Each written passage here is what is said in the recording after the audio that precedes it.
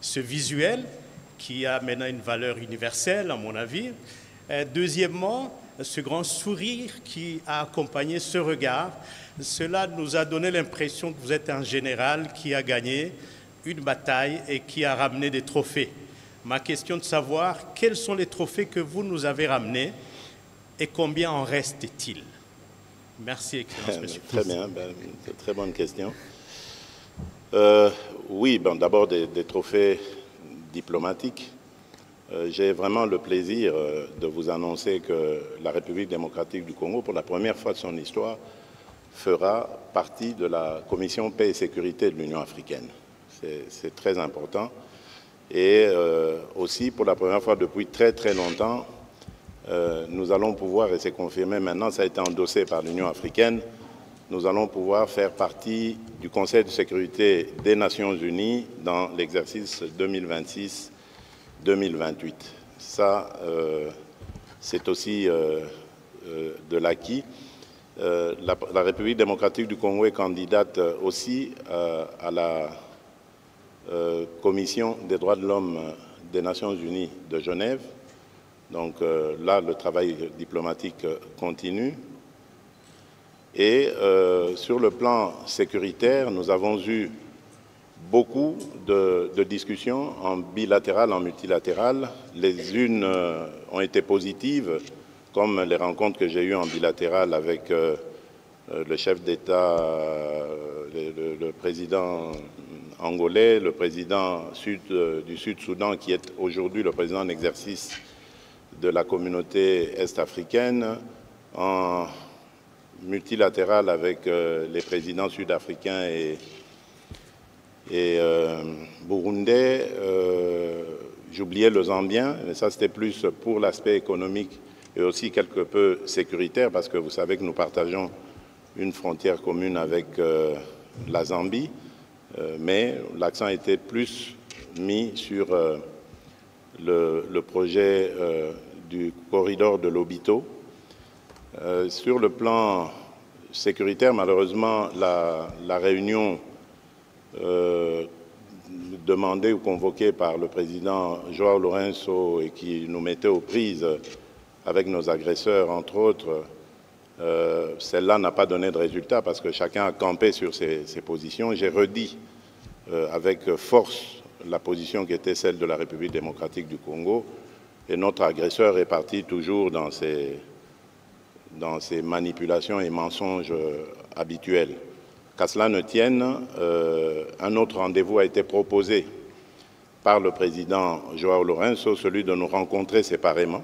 Et donc, si tout va bien, le mardi prochain, je crois, c'est le 27 février, je serai reçu à Luanda par le président João Lourenço, qui, je rappelle, est le champion, notre champion de l'Union africaine en matière de paix, et qui a été d'ailleurs désigné officiellement par l'Union africaine pour être le médiateur dans cette crise injuste nous imposée par notre voisin.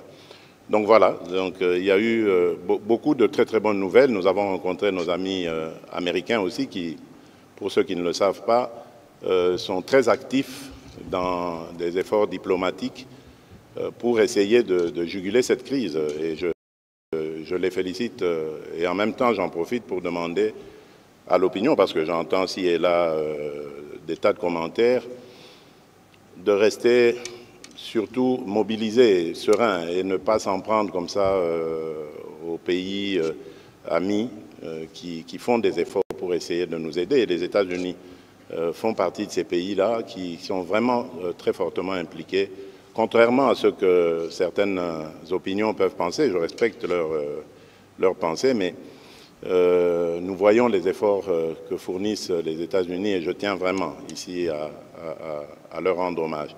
Aujourd'hui, d'ailleurs, grâce à ces positions, beaucoup d'autres pays ont avancé.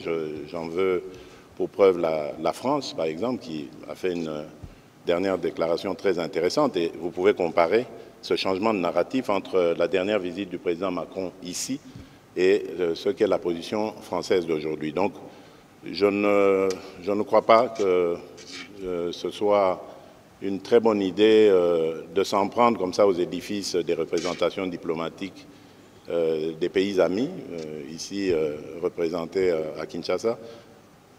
Mais oui, c'est légitime de faire des manifestations de colère, de désapprobation pour certaines positions, comme celle de l'Union européenne. J'espère que nous en parlerons. On aura l'occasion justement de revenir sur ce sujet. Que nous en parlerons. Donc voilà. Mais restez serein, calme. La maison est très bien gardée, la diplomatie est bien tenue. La victoire est certaine parce que nous sommes du bon côté des choses, de l'histoire. Nous n'avons fait de mal à personne, nous avons tendu la main à tout le monde, nos 9 voisins, nous avons voulu la paix avec eux et surtout aller sur des projets économiques, des projets de développement, plutôt que des pillages et massacres de nos ressources et de nos populations. Voilà donc ce que je peux dire. Une bonne intro en matière, Excellence Monsieur le Président de la République. On va prendre la question de Daniel Michombero qui nous vient de Goma. Merci.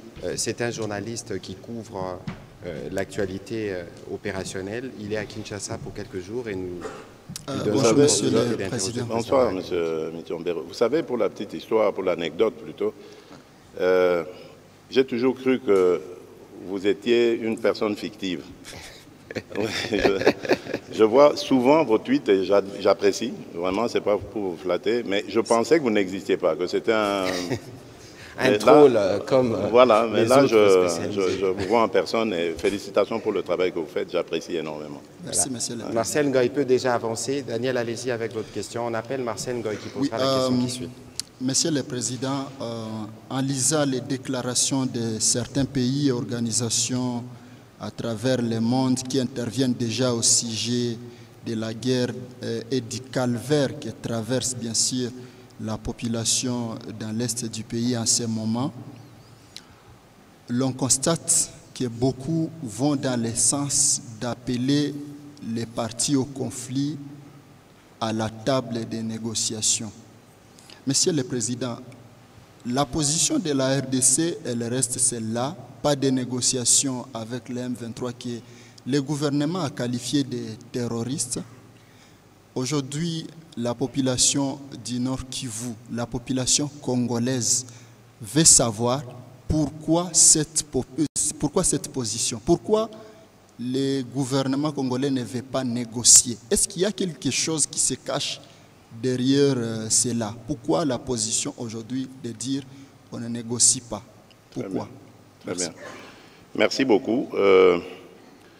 D'abord, par rapport à la négociation, parce que je vois beaucoup d'énervement parfois dans l'opinion, il ne faut pas oublier que même en situation de conflit extrême, le contact demeure toujours. J'en veux pour preuve les exemples de l'Ukraine et de la Russie, aujourd'hui à Gaza entre Israël et le Hamas. Vous voyez que même si ce n'est pas direct, c'est par des forces ou des États ou des personnalités interposées que cela se passe. Donc ce n'est pas du tout inhérent à la seule crise congolaise de l'Est que cela arrive. Donc ça, c'est normal. Deuxième chose, dans un conflit dans lequel les pays témoins, observateurs ne prennent pas part, ils ne peuvent qu'avoir cette position de dire « entendez-vous ». Parce qu'évidemment, c'est l'idéal, c'est la meilleure des choses. Alors, pourquoi est-ce que la République démocratique du Congo, jusqu'ici, rejette ces négociations?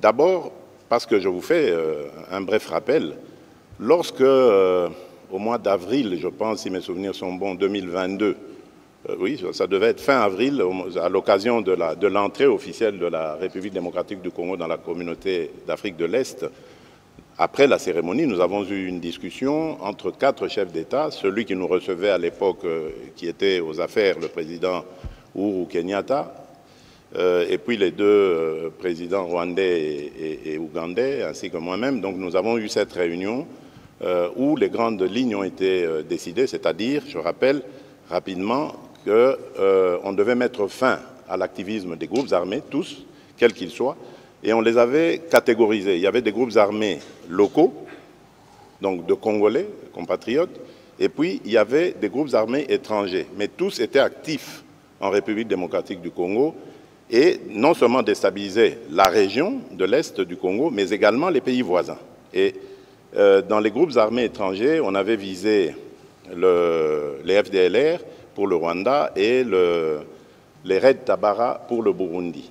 Alors, pour cela, on a dit on mettait un contingent en place composé de forces de plusieurs pays, sauf le Rwanda, ça c'était sur l'insistance de la République démocratique du Congo, pour, dans un premier temps, tenter la dissuasion. Donc, en tendant la main, on avait demandé à tous les pays concernés de tendre la main à leurs activistes armés. Et la République démocratique du Congo avait été désignée comme devant montrer l'exemple. Ce que nous avions fait, je me rappelle, après je suis resté quelques jours à Nairobi pour attendre justement ces groupes armés, dont le M23, souvenez-vous, à l'époque. Malheureusement, pour des raisons techniques, je devais rentrer, ça ne se faisait pas assez rapidement, c'est la MONUSCO qui devait nous aider aussi, entre autres, à les faire venir. Donc, ça fait que j'ai dû rentrer à Kinshasa, mais je me suis adressé à ces groupes quand même par visioconférence, parce que c'était... Et alors, au moment où nous étions dans cette discussion, il y a eu beaucoup de compatriotes qui étaient arrivés, représentant leurs groupes armés. C'est là que le M23 choisira de rouvrir les hostilités sur le champ de bataille. Alors, nous avons compris qu'en fait, c'était un empêcheur de tourner en rond. Et c'est à ce moment-là que nous l'avons désigné comme groupe terroriste et coupé désormais tout contact avec ce groupe-là. Donc, ça, c'était pour le rappel historique. Et donc, depuis lors, le Rwanda qui niait à ce moment-là l'évidence, parce qu'à plusieurs reprises, j'avais demandé au président Kagame de reconnaître si c'était vraiment lui qui était à la base de cette agression, il l'a nié, jusqu'au moment où on a commencé à faire des prisonniers rwandais, à trouver des preuves de l'implication du Rwanda et à avoir la preuve la plus officielle par les experts des Nations Unies qui établissaient aussi la présence de l'armée rwandaise sur notre sol. Et là, ils ont changé de narratif, ils ont commencé à nous accuser de soutenir les FDLR. Alors que je fais encore là un petit rappel rapide, en 2019, à 2 reprises, c'était d'ailleurs à l'initiative du défunt général, paix à son âme, Delphin Kayimbi, j'ai validé le retour sous l'égide des Nations Unies de 2 colonnes. À 2 reprises, c'était des colonnes importantes d'éléments FDLR avec leurs dépendants, donc femmes et enfants, qui sont retournés au Rwanda. Donc s'il y avait vraiment des gens qu'on ne pouvait pas soupçonner de soutenir les FDLR, c'est bien nous, parce qu'on a fait cet exercice-là. Et donc, je referme la parenthèse, mais malgré ça, le Rwanda a continué à réveiller ce M23, je dirais même pas réveiller, c'est caché derrière le M23. Et c'est ça la raison pour laquelle je ne discute pas avec le M23. Les négociations ou discussions, moi je préfère dire discussions, je les veux. Je les veux qu'avec le Rwanda, parce que c'est lui mon agresseur. Et je l'ai dit d'ailleurs dans la salle à Addis Abeba, à Paul Kagame lui-même, en disant « c'est vous que je veux avoir de face à moi dans une discussion pour savoir et vous poser la question de savoir qu'est-ce que vous voulez à mon pays et à mon peuple. Pourquoi vous continuez indéfiniment de tuer mes compatriotes et de piller les ressources de mon pays. C'est tout ce que je veux comme thème du dialogue, parce qu'il n'y a rien d'autre.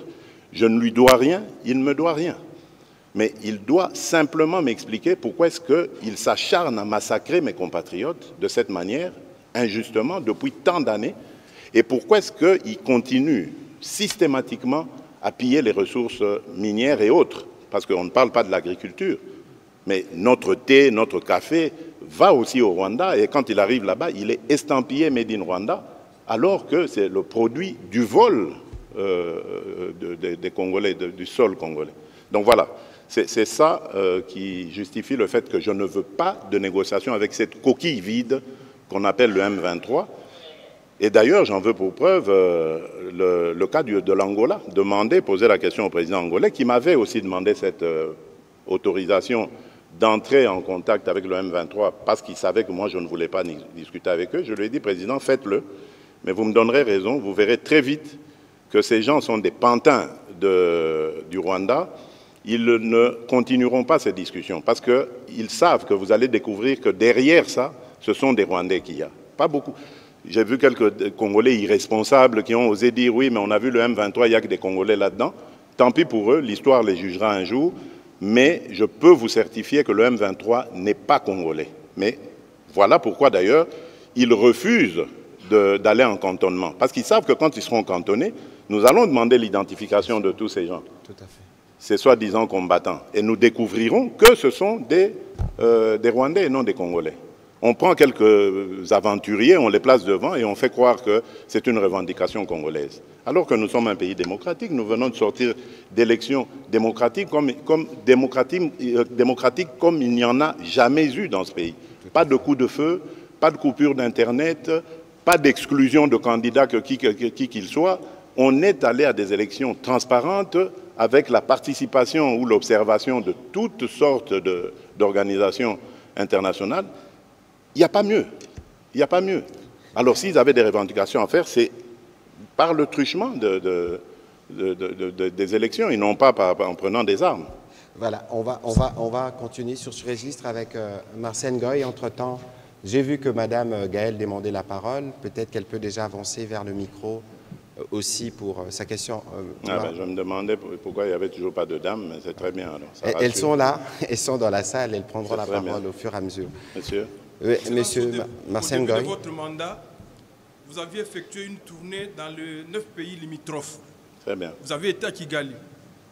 Et lorsqu'il y a eu les funérailles de feu Étienne Tshisekedi, votre père, votre défunt père, nous avons vu venir Kagame à Kinshasa pour vous consoler. Et lorsqu'il y a eu éruption volcanique, le Rwanda a démontré qu'il demeurait un pays qui peut s'ouvrir au Congo en cas de catastrophe. C'est ça. Et donc, en tant que pays voisin, nous sommes obligés de vivre ensemble. Les deux pays, la RDC et le Rwanda, doivent vivre ensemble. Totalement d'accord. Et vers la frontière, vous aviez pris des photos qui ont semblé dire qu'il y avait même des accords qui auraient été signés à cette occasion-là entre vous et le président Kagame. Vous revenez tout fraîchement de Nairobi. À Nairobi, vous avez été très ferme sur la question qui concerne... À Addis Abeba plutôt. Vous avez été très ferme. Il n'y a pas eu de photos de famille, pas de poignées de main historiques, pas de rencontres directes. Le protocole s'est arrangé pour vous mettre éloignés. Et donc, on semble avoir vu entre les deux présidents une distance, mais aussi entre les deux pays. Maintenant, la question de savoir comment vider le prétexte, parce que finalement, les FDLR deviennent un prétexte qui sous-tend la vision expansionniste du Rwanda vers le territoire congolais. Et comment aussi vider le prétexte du président Kagame qui pense aujourd'hui défendre la cause de Tutsi congolais, le Banyamulenge, dont il prétend être aujourd'hui, il s'érige en défenseur acharné. Y a-t-il effectivement des accords signés à cette occasion lorsqu'il y avait eu éruption volcanique? Et où en sommes-nous avec les opérations militaires conjointes entre la RDC et l'Ouganda, dans la partie Nituri? Marcel, vous posez 3 questions. Merci. Oui. Excellence, Monsieur le Président. Notez-les-moi bien. Bon, d'abord, très vite, je vous dis, ce qui s'était passé au moment auquel vous faites allusion à Goma, ce n'était pas des accords, c'était un MOU. C'est en anglais, c'est une abréviation anglaise qui veut dire en français Mémorandum d'entente. Donc nous étions d'accord pour ouvrir des négociations afin d'arriver à un accord, justement pour éviter le pillage de l'or congolais. Donc exactement ce que vous entendez que nous avons fait aujourd'hui avec Primera Gold, cette coopération qu'on a faite avec comment on appelle ça, joint venture. Une joint venture, merci Monsieur le Ministre, que nous avons fait à travers cette firme Primera Gold avec les Émiratis, les Émirats Arabes Unis. C'est exactement ce que nous aurions dû faire avec le Rwanda et que nous avons immédiatement stoppé lorsque nous nous sommes aperçus de leur supercherie dans ce coup de poignard dans le dos. Donc, pour revenir au FDLR dont vous dites, donc j'espère que là c'est clair, il n'y a pas d'accord. Ah oui, je voudrais profiter aussi de cette occasion pour tordre le cou à une rumeur qui a fait son chemin et qui voudrait confirmer le fait que le M23 a été invité ici à Kinshasa par moi à une certaine époque 2019, et que je les aurais laissés. C'est archi faux. Je n'ai aucun contact avec eux. Mais en revanche, je reconnais qu'il y a eu des gens des représentants du M23 ici. Et c'était à l'époque où j'avais pour ministre, nous avions pour ministre de l'Intérieur M. Gilbert Kankonde. C'est lui qui est venu, qui m'en avait parlé à l'époque. Et j'avais refusé catégoriquement de le recevoir. Parce qu'il promettait, disait-il, après qu'on les ait reçus, de trouver des solutions pour amener la paix à l'Est. À ce moment-là, ils ne nous agressaient pas encore, pour trouver des solutions. Je trouvais leur raisonnement farfelu, bien qu'ils disaient qu'il n'y avait aucune exigence, etc. Ils sont restés le temps qu'ils sont restés, je ne sais même pas combien de temps, mais moi j'avais rejeté l'idée de les rencontrer. Je ne les ai jamais rencontrés. Et donc je voudrais que ce soit ferme, que ce soit dit fermement.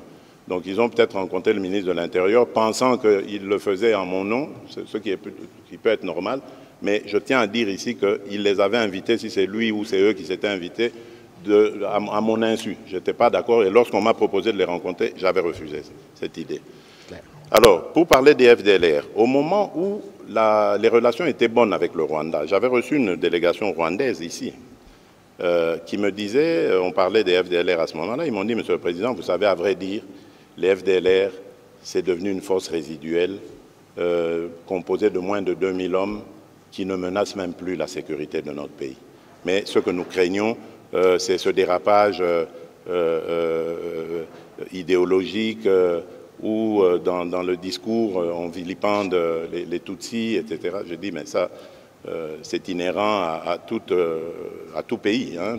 Notre pays, c'est 450 tribus. Ce n'est pas que avec les Tutsis congolais qu'il y a des problèmes. Il y a des problèmes même, on l'a vu récemment, pour les Kassaïens, les Luba du Kasaï, au Katanga. Ce n'est pas pour ça que l'Angola, qui a aussi des populations loubaphones, se lève un matin pour dire « ça y est, moi je vais au Katanga pour défendre les Luba du Kasaï qui sont menacés ».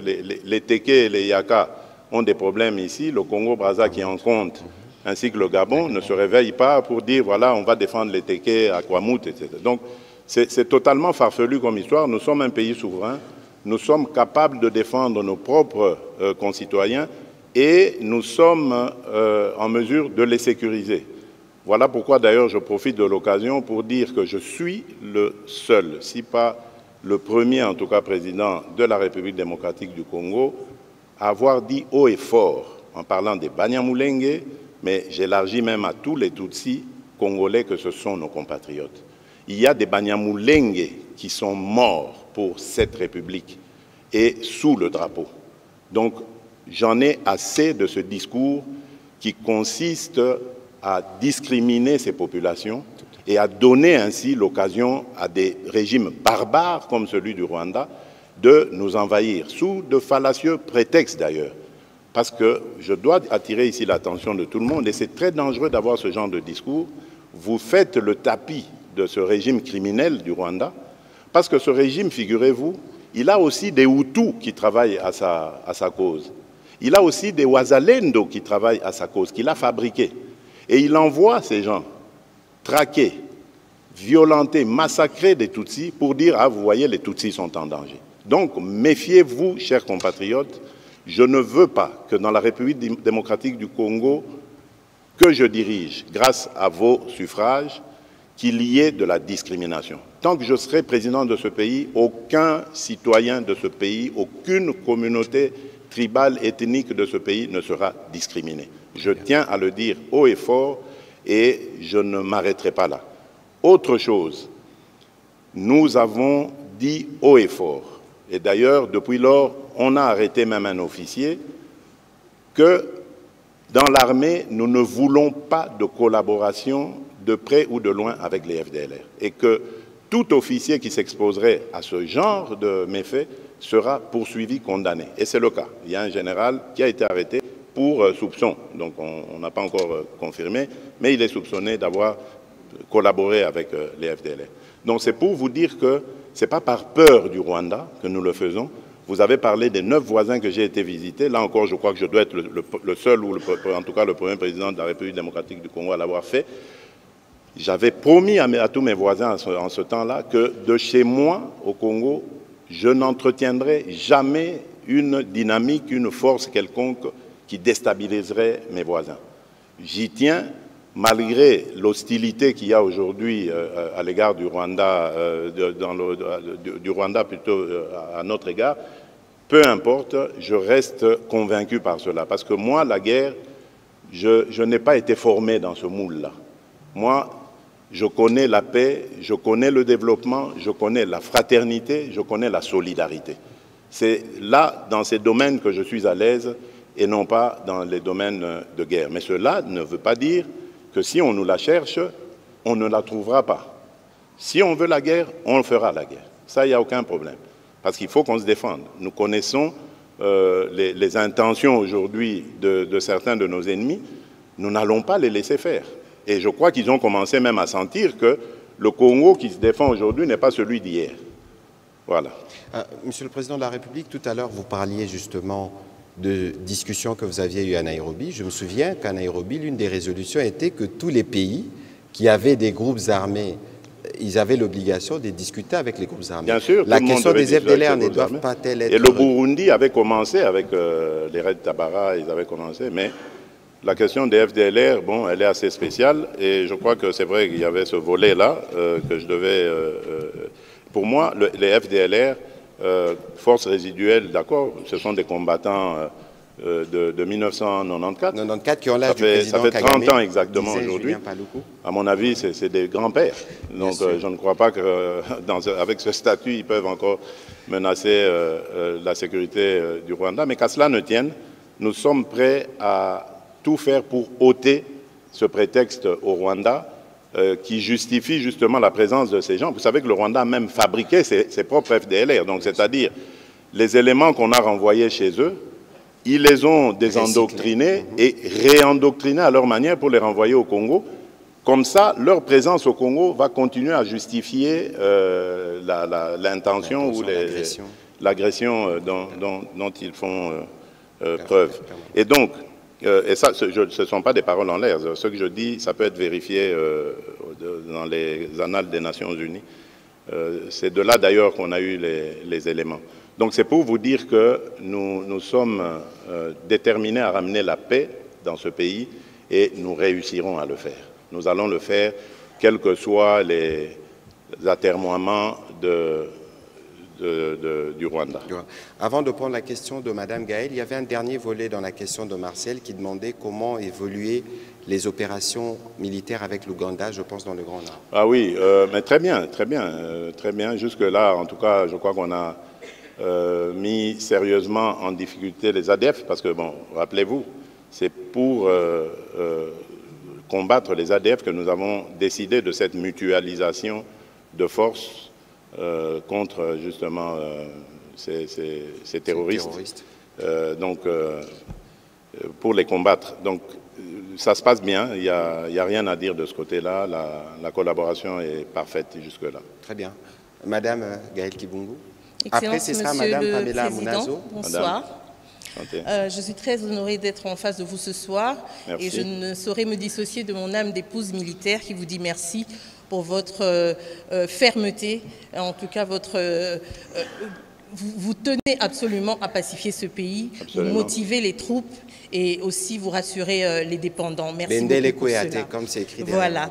Alors ce soir, j'aimerais parler de Goma et de ses alentours. Nous savons que la situation est sous contrôle des FARDC, mais de l'autre côté, on sait que c'est des contrées où il y a beaucoup de population. Bien sûr. C'est des contrées vraiment occupées aujourd'hui de notre côté, et votre option militaire, puisque aujourd'hui vous êtes déterminés à y aller jusqu'au bout, à en finir avec l'ennemi, pas de négociation jusque-là.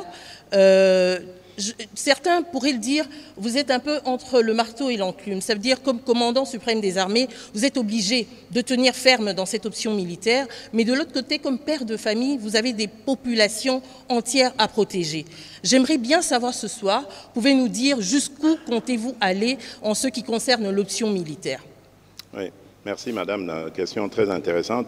Je voudrais d'abord dire ici, à l'intention ou à l'attention plutôt de nos compatriotes sinistrés déplacés de guerre, que l'État ne les a pas oubliés, le gouvernement ne les a pas oubliés, le président de la République ne les a pas oubliés. Ils demeurent dans nos pensées et dans nos priorités. D'ailleurs, nous venons de décaisser récemment au gouvernement un montant en milliards de francs congolais pour justement leur assistance. Comme je l'ai dit, la priorité des priorités reste leur retour dans leur localité d'origine. Mais vous comprendrez qu'à ce stade, c'est très difficile de procéder à cet exercice parce que ces localités sont encore occupées. Alors, j'ai entendu ci et là, surtout de la part d'opposants, oui, mais ça fait longtemps que Bunagana est occupé, ça fait ceci. Non. Vous savez, ce qui se passe aujourd'hui en République démocratique du Congo, ce sont des douleurs d'enfantement d'un nouveau Congo. Nous ne voulons pas qu'ils partent simplement géographiquement et puis ensuite on remet nos populations pour que demain ils reprennent les mêmes aventures. Nous voulons une paix définitive. Voilà pourquoi nous parlons de montée en puissance de notre armée, comme jamais il y en a eu. Nous avons dépensé déjà des milliards de dollars pour que cette armée arrive à ce niveau aujourd'hui. Ce n'est pas terminé, on va continuer ça. Parce que la meilleure manière, la meilleure attaque, comme on dit, c'est la défense. Donc nous devons avoir une force suffisamment dissuasive pour décourager des aventuriers comme Paul Kagame, par exemple, aujourd'hui, à l'avenir, de venir jouer en République démocratique du Congo. Voilà. Donc ça, c'est le premier objectif que nous visons. C'est pour ça que c'est très important de prendre le temps qu'il faut. Donc on ne va pas libérer Bunagana pour le libérer pour qu'après on retombe dans les mêmes travers. Ensuite, il faut parler, que les populations se parlent. Il faut sortir ces démons, mais une fois pour toutes, de la division. Parce que ce sont à cause justement de ces tensions interethniques, intercommunautés, qui font que le Rwanda a trouvé prétexte pour demeurer au Congo, déstabiliser la République démocratique du Congo et continuer le pillage de nos ressources. Parce qu'en fait, c'est ça la visée. Le Rwanda aujourd'hui s'est construit grâce aux ressources. N'ayons pas honte de le dire, c'est une vérité. C'est grâce aux ressources volées à la République démocratique du Congo. Ils n'ont aucune industrie, demandez-leur. D'ailleurs, j'ai vu une fois, on posait la question au président Kagame, il a été incapable, il parlait d'une société de montage de tablettes, de choses. Enfin, c'est pas avec ça que vous développez un pays. Donc, vous comprenez que c'est le fruit du pillage de nos ressources, tant minérales que agricoles. Et raison de plus encore pour vilipender, condamner cette attitude de l'Union européenne qui ose signer un MOU avec un receleur. Parce que c'est des produits volés à la République démocratique du Congo qu'il va vendre à l'Union européenne. Je me demande comment ils vont faire ça. On en parlera peut-être plus tard. Donc voilà ce que je peux vous dire. Je tiens vraiment à rassurer nos compatriotes. Nous ne les avons pas oubliés. Un jour, je leur fais cette promesse, ils vont rentrer chez eux, mais alors là, pour une paix durable et définitive. Parce que c'est ce Congo-là que je veux, ce Congo qui va se tourner vers son développement. Et nous l'aurons, ce Congo. Vous pouvez me faire confiance. Voilà, merci beaucoup, Monsieur le Président de la République. On va enchaîner avec Madame Pamela Mounazo. Je reviendrai à vous, Madame Élisée Odia, pour votre question. Après, on prendra celle que j'avais vue de Monsieur Willy Kalengai. Allez-y, Madame Pamela. Une petite précision tout à l'heure, lorsque le Président parlait des Hutus, des Wazalendo, il ne faut pas le sortir du contexte, parce que je vois quelques réactions. Il disait plutôt que le Rwanda a des faux Wazalendo qu'il utilise et il recycle les FDLR qui étaient déjà ici renvoyés chez eux. Oui, j'ai dit, il a ces Wazalendo. Ces Wazalendo. Voilà, donc c'est-à-dire, pour semer la confusion, il en a pris, fabriqué, il les fait passer pour des Wazalendo, alors que ce sont des traîtres à la nation. Ils se déguisent en Wazalendo, alors que les Wazalendo sont de braves patriotes, guerriers redoutables, que la nation ne doit jamais oublier, parce que ces gens ont pris les armes de leur propre chef pour combattre l'envahisseur. Donc, les Wazalendo sont des gens à honorer, à gratifier. Malheureusement, comme dans toute organisation, il y a toujours des esprits faibles qu'on prend, qu'on manipule, pour faire croire évidemment que l'état d'esprit des Wazalendo, c'est de massacrer les autres communautés. Ce n'est pas vrai. Ils veulent protéger leur pays et ils ont raison. Ils ont toute ma sympathie et tout. Et d'ailleurs, vous avez créé la réserve d'armée de la défense pour encadrer toutes ces forces. Madame Pamela Mounazo, allez-y avec votre question. Bonsoir, Monsieur le Président. Alors, le Conseil de sécurité des Nations Unies s'était réuni mardi dernier. C'était sur la situation sécuritaire en République démocratique du Congo. Concrètement, Monsieur le Président, par rapport, on va dire, aux décisions prises autour de cette rencontre, est-ce que vous êtes satisfait de cela ou plutôt inquiet? Et la deuxième chose, c'est de plus en plus, il y a des pressions qui sont exercées sur le Rwanda par la communauté internationale. Est-ce que vous pensez que ça va porter des fruits? Moi, je crois, et j'ai toujours dit d'ailleurs au secrétaire général des Nations Unies, à tous mes interlocuteurs, surtout ceux dont les pays sont membres du Conseil de sécurité, que notre satisfaction, nous l'aurons que lorsqu'il y aura des sanctions, que le Conseil de sécurité des Nations Unies décidera de prendre des sanctions contre le Rwanda. Parce que pour la même chose qu'a fait la Russie, il y a eu une pluie de sanctions. Pourquoi est-ce que dans le cas qui est similaire à celui de la Russie et de l'Ukraine, pourquoi est-ce que dans notre cas, il n'y a aucune sanction? Donc, tant qu'il n'y aura pas cela, tout ce qu'il y aura comme résolution, pour moi, sera... on va dire, peut mieux faire, comme mention. Sur les pressions exercées sur le Rwanda? Les pressions doivent continuer, c'est très bien, mais les pressions, lorsque elles ne sont pas entraînées de contraintes, ça risque de finir par lasser la personne ou l'institution qui est pressée, et finalement, ça risque de ne pas donner de résultat. Donc je crois que pression, oui. On a vu d'ailleurs qu'ils ont été assez affolés, ils ont eu des réactions un peu à l'emporte-pièce, mais ça ne suffit pas. C'est un bon début, on va dire, mais comme je disais tout à l'heure, s'il faut donner une mention, on va dire peut mieux faire.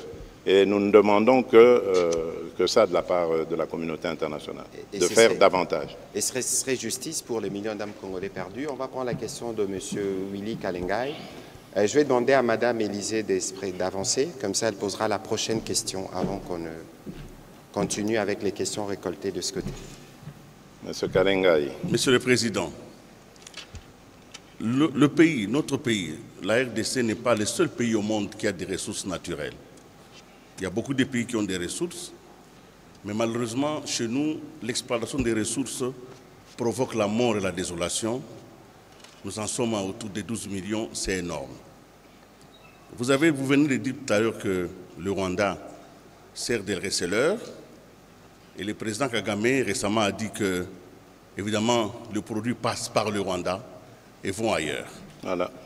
Où est-ce que ces produits vont? Et c'est là ma question. Au début, on pouvait se dire que derrière le Rwanda, il y avait des multinationales, il y avait des groupes mafieux, il y avait toute la pègre mondiale qui s'accaparait de nos richesses. Mais quand nous avons suivi les MOU signés entre l'Union européenne et le Rwanda, nous nous sommes demandé si effectivement, derrière le Rwanda, il n'y avait pas des États, des vrais États, et qui nous envoyaient ainsi un message. Très bien. Alors, la question est celle-ci. C'est vrai, vous venez de dire que vous pouvez négocier avec le Rwanda, mais au-delà du Rwanda, avons-nous identifié les forces politiques, les États, notamment l'Union européenne, avons-nous identifié les vrais négociateurs? Parce que c'est avec eux qu'il faut négocier. Pourquoi l'exploitation de nos ressources doit donner la mort aux Congolais? Alors, la négociation pourrait être celle-là, la tripartite notamment. Comment exploiter les ressources naturelles du Congo en faisant prospérer le pays et en ayant la paix? Et ça, ce n'est pas avec les Rwandais qu'on peut négocier. À vous, les chefs de l'État, je demande, est-ce que vous avez envisagé de négocier avec les autres? Parce que les autres, quand nous suivons ce qu'ils disent, ils disent que le Congo n'a pas voulu respecter l'accord cadre d'Addis Abeba. C'est comme ça qu'on lui a remis les M23. Bon, je ne sais pas où est-ce que Je ne sais pas où est-ce que vous allez tirer ces informations-là, de qui vous allez les tirer, mais je voudrais vous dire à propos de l'accord cadre, s'il y a vraiment un pays qui respecte les termes de l'accord cadre, c'est bien la République démocratique du Congo, car nous avons même désigné un coordonnateur comment on appelle ça là, le coordonnateur de suivi. De suivi, voilà, merci. Merci, le coordonnateur de suivi de l'accord cadre. Et nous sommes le seul pays parmi tous les signataires à avoir un coordonnateur. Donc quand on vient, par exemple l'envoyé spécial du secrétaire des Nations Unies dans les Grands Lacs vient à Kinshasa, il voit ce coordonnateur, parce que c'est lui qui est chargé au niveau des Nations Unies de le faire. Donc, qu'est-ce qu'on n'a pas respecté? Je ne crois pas. Non, je ne pense pas. Je crois d'abord qu'il y a peut-être une responsabilité de la République démocratique du Congo. Je le disais tout à l'heure à votre consoeur, nous devons nous montrer dissuasifs vis-à-vis des agresseurs. Parce que c'est vrai, il n'y a pas que la République démocratique du Congo ou son sous-sol qui regorge d'autant de richesses, mais est-ce qu'ailleurs, il y a autant de perméabilité dans le système de défense de ces pays-là? Non. Est-ce qu'ailleurs, il y a autant de complicité interne? Parce que nos compatriotes aussi ont pris goût à ce trafic. Je ne crois pas. Est-ce qu'il y a autant de lois qui protègent les ressources naturelles de ces pays? Suffisamment de lois en tout cas pour ne pas permettre le trafic, etc. Donc nous devons faire aussi cet effort de réflexion sur nous-mêmes, mais en même temps le travail que nous avons déjà commencé et qui consiste à demander à tous ces pays et les multinationales auxquelles vous faites allusion, parce que moi je pense plutôt que ce sont des multinationales et non des États qui sont derrière ça. Nous ne savons pas les identifier, mais à travers les pays que nous contactons, parce que nous savons plus ou moins où logent ces multinationales, nous essayons de faire passer le message pour dire « venez discuter avec le propriétaire et non pas avec le voleur, le receleur ». Parce que d'ailleurs, c'est condamnable. Hein, et d'ailleurs, vous le lui avez quand dit vous achetez, à Addis Abeba. Je lui ai dit, ça c'est un receleur. Quand vous achetez le produit du recel, vous êtes vous-même coupable de vol. Vous êtes assimilé au voleur. Donc, l'Union européenne, j'espère qu'elle ne va pas jouer ce jeu-là. Et l'Union européenne, ce sont des hauts fonctionnaires.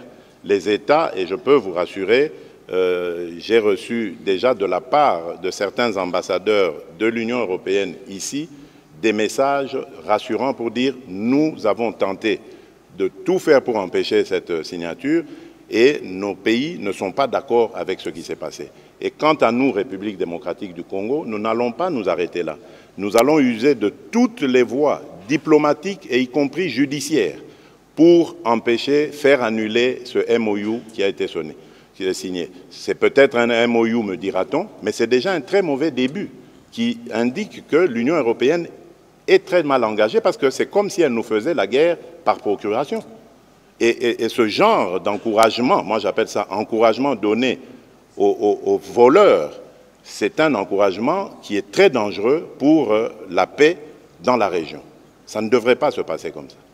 Merci. Merci, merci Excellence, Monsieur le Président de la République. On va prendre la question d'Élysée Odia. Et d'ailleurs, sur ces points précisément, le ministre des Affaires étrangères, sous votre instruction, a réagi fermement contre cette attitude ambiguë de l'Union européenne. Madame Élysée Odia, allez-y pour votre question. Bonjour Monsieur le Président. Madame. Merci à l'Excellence honorable Patrick Mouyaya pour la parole accordée. Monsieur le Président, je reviens sur les propos tenus en marge du sommet d'Addis Abeba. Et là, je veux revenir sur un propos relayé notamment par le tweet du ministre Mouyaya, où vous avez dit « Je veux la paix, mais pas à n'importe quel prix ». Pas au prix de l'humiliation. C'est que j'ai vu, c'était pas à n'importe quel prix. Alors, c'était ma question, c'est de savoir, estimez-vous que la paix a un prix? Et si oui, vous l'estimez à combien ce prix par rapport à la paix?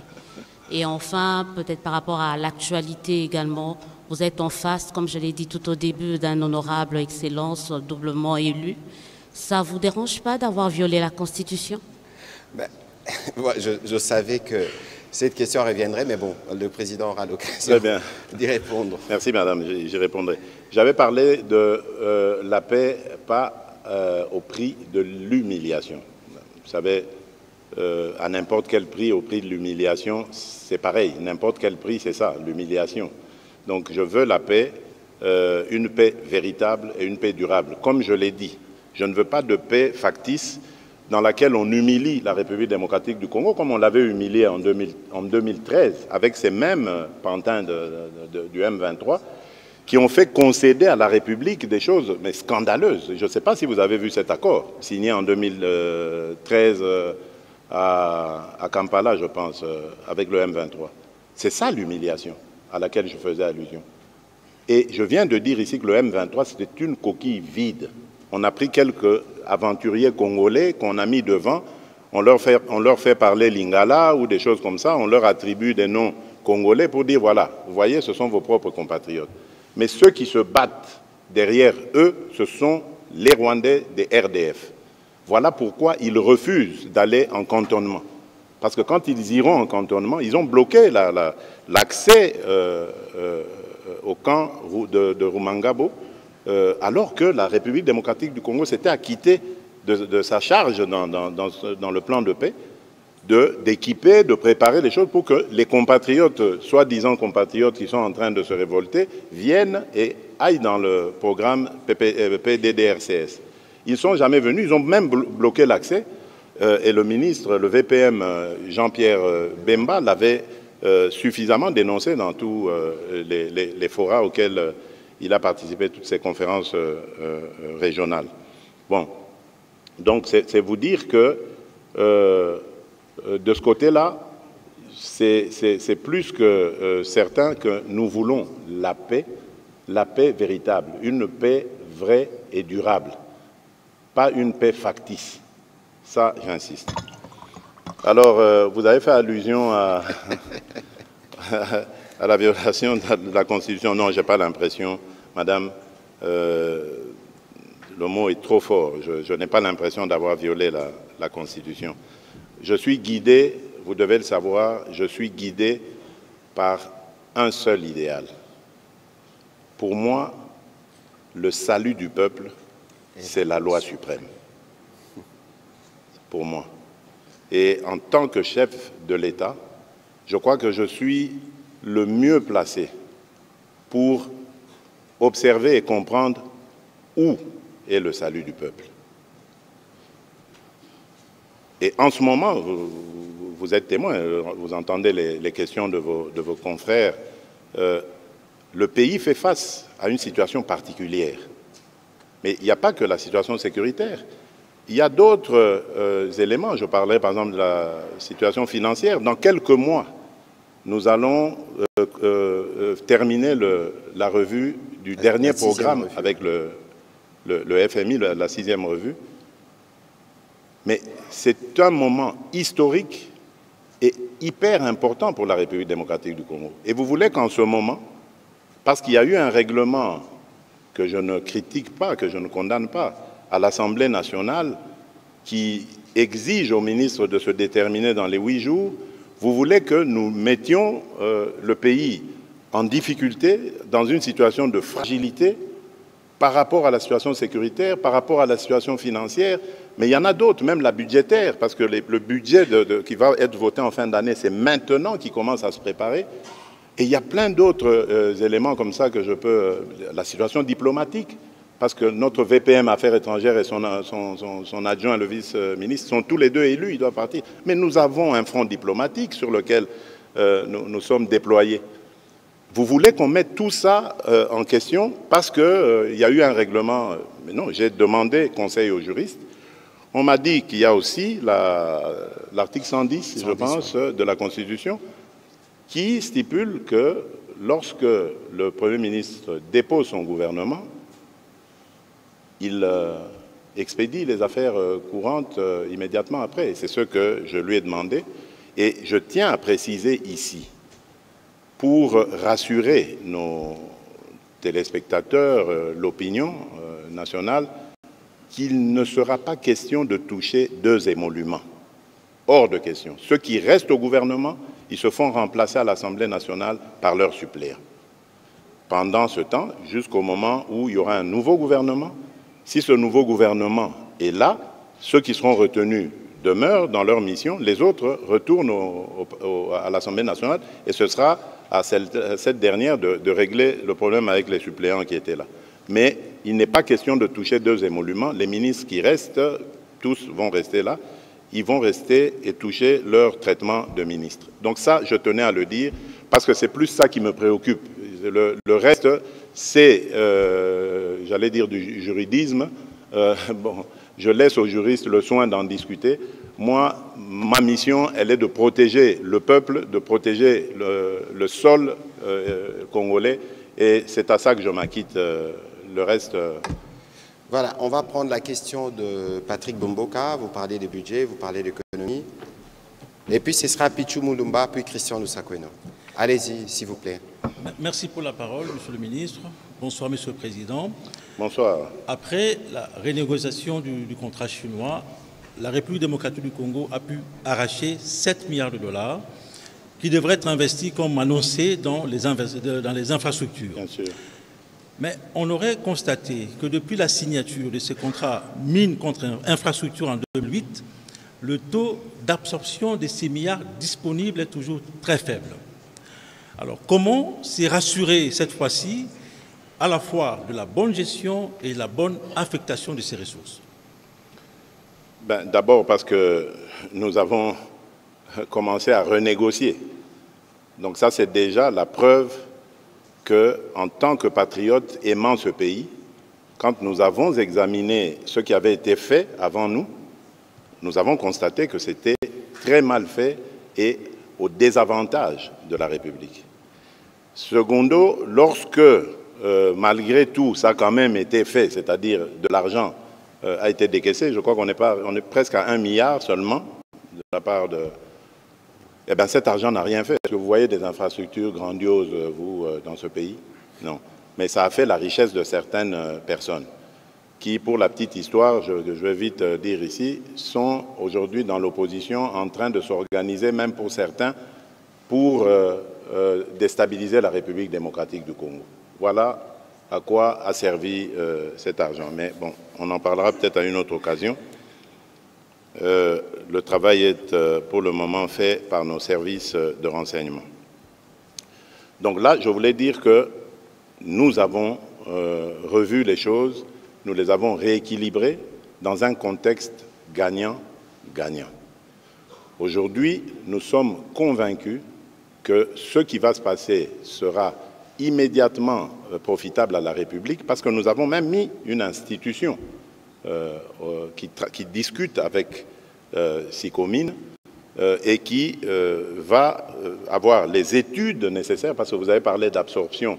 Évidemment, comment est-ce que vous voulez qu'on absorbe des montants ou des fonds déjà désignés, préparés, s'il n'y a pas de projet fiable avec études faites pour que l'on entame évidemment les réalisations? C'est ça que nous sommes en train de faire, que nous avons fait, que nous sommes en train de faire. La CGT, par exemple, l'Agence congolaise des grands travaux, dispose, d'ailleurs je dois recevoir son DG dans les jours qui viennent, dispose de beaucoup d'études. Et l'autre institution dirigée par Freddy Chembo, dont j'oublie, qui est assez compliqué comme ça, le directeur général Chembo, qui, elle, est en pourparlers avec SICOMINE, est aussi là pour l'accompagnement. Donc, nous sommes cette fois-ci parés pour encadrer cet argent, parce qu'il y a l'IGF, ce chien méchant là qui aboie à la moindre bêtise. Donc, voilà, nous avons tous les instruments nécessaires qui vont faire que nous allons destiner cet argent à ce pourquoi il a été levé. Donc, les réalisations se feront, soyez tranquilles.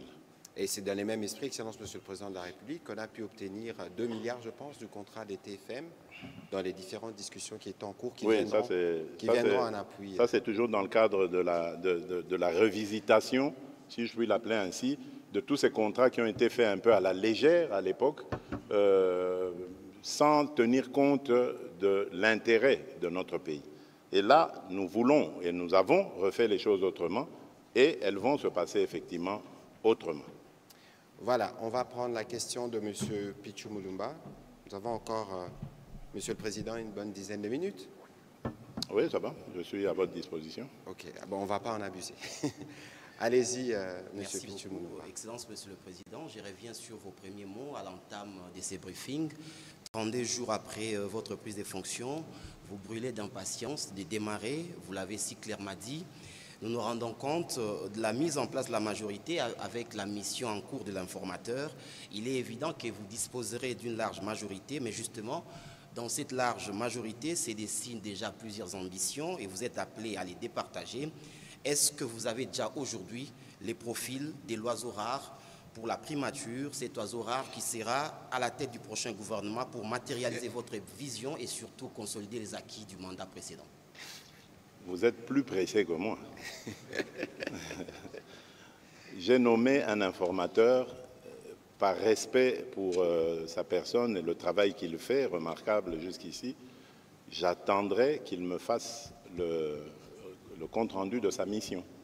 Et ce que je vous promets de faire, c'est d'immédiatement après désigner un formateur. Ça, vous êtes... Un formateur. Un formateur, pas un informateur, parce qu'il y en a déjà un.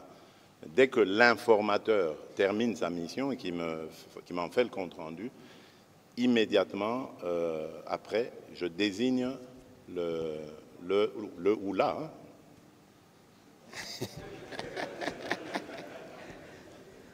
Il veut aller dans les pouvoirs discrétionnaires du président de la République. Soyez un peu patient. Non, mais ne soyez pas pressés. Moi, je ne le suis pas. Les ambitions, ça ne me fait pas peur. C'est tout à fait inhérent à la vie politique. On ne vient pas en politique pour se positionner simplement. On vient parce qu'on a un rêve, on a un idéal, on a des ambitions et c'est tout à fait légitime de les avoir. Ça ne doit pas faire peur. Nous avons une grande majorité, comme vous l'avez dit. Tout le monde ne jouera pas le même rôle. Tout le monde ne jouera pas les premiers rôles. Tout le monde ne sera pas ministre. Tout le monde ne sera pas DG. Quoique, bon, DG, j'aimerais vraiment qu'on commence à réfléchir à dépolitiser l'administration. Mais enfin, voilà. Donc, l'essentiel ici, c'est de faire avancer le pays. Voilà, Monsieur Christian Dousakweno. Bonjour Monsieur le Président, bonjour Monsieur le Ministre, merci. Bonsoir, Christian. Alors, ma consoeur Olysée Odia a presque vidé la question. Vidé ma question, mais bon, puisque vous nous avez permis de rebondir, je voudrais parler de l'alinéa 9 de la Constitution, en son article 110, que vous avez cité, qui parle de la fin ou de la suspension du mandat du député. C'était pas ma question, mais je vais la poser avant de me poser la question que je voulais poser, qui fait suite aussi à celle qu'a posée le journaliste précédent. Y a-t-il un acte juridique qui permet à ces députés de suspendre leur participation à l'Assemblée? Entendez, avez-vous signé une nouvelle ordonnance? Non. Ça, c'est pour l'article 110. Non, je vous dis non déjà, je n'ai pas signé d'ordonnance. Maintenant, ma question, c'est... Christian, vous voulez faire du juridisme? C'est pas, j'ai aucun souci ou aucune volonté dans mon chef de faire du juridisme, mais la République démocratique du Congo est une situation où elle nécessite que celui qui va prendre les rênes du gouvernement soit déjà bien au fait de ce qu'il va faire. Selon nos informations, l'informateur devrait vous déposer sa copie ce week-end. Vous dites que vous allez désigner le Premier ministre dans la foulée. Alors, non, le formateur. Le formateur qui risque d'être le Premier ministre dans la foulée. devenir Premier ministre ou pas. Est-ce qu'on aura le Premier ministre ce week-end? Le formateur, oui. Si formateur, l'informateur m'apporte sa copie ou son rapport ce week-end, oui, le formateur sera désigné le lundi. Qui est déjà connu par vous, donc? Non, peut-être pas. Peut-être pas. J'ai l'impression que le journaliste veut sonder le cœur du président de la République. Vous voulez devenir Premier ministre, Christian? Vous en avez l'ambition? Pour revenir à ce que vous dites, Christian, moi, je n'aime pas les débats juridiques, les débats de juristes, j'en suis pas un. C'est pour ça que c'est très compliqué de rentrer là-dedans. Je crois que la Cour constitutionnelle s'était prononcée par rapport au, comment on a appelé ça? Au règlement intérieur de l'Assemblée nationale qui parlait des 8 jours. Et là, elle avait raison. Dans les 8 jours, c'est le règlement de l'Assemblée, c'est celui qui existait, on n'a pas à le juger, il est comme ça. Mais moi, j'ai regardé plutôt l'article 110 de la Constitution, qui permet au Premier ministre de remettre sa démission et d'obtenir du Président de la République l'expédition des affaires courantes. C'est ça qui m'intéressait, cet aspect-là qui m'intéressait, parce que j'ai une nation à sauvegarder.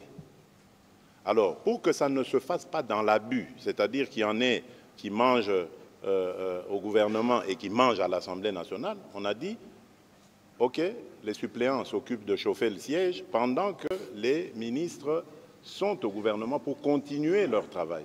Parce que j'ai besoin qu'un pont soit mis entre ce gouvernement sortant et celui qui viendra après.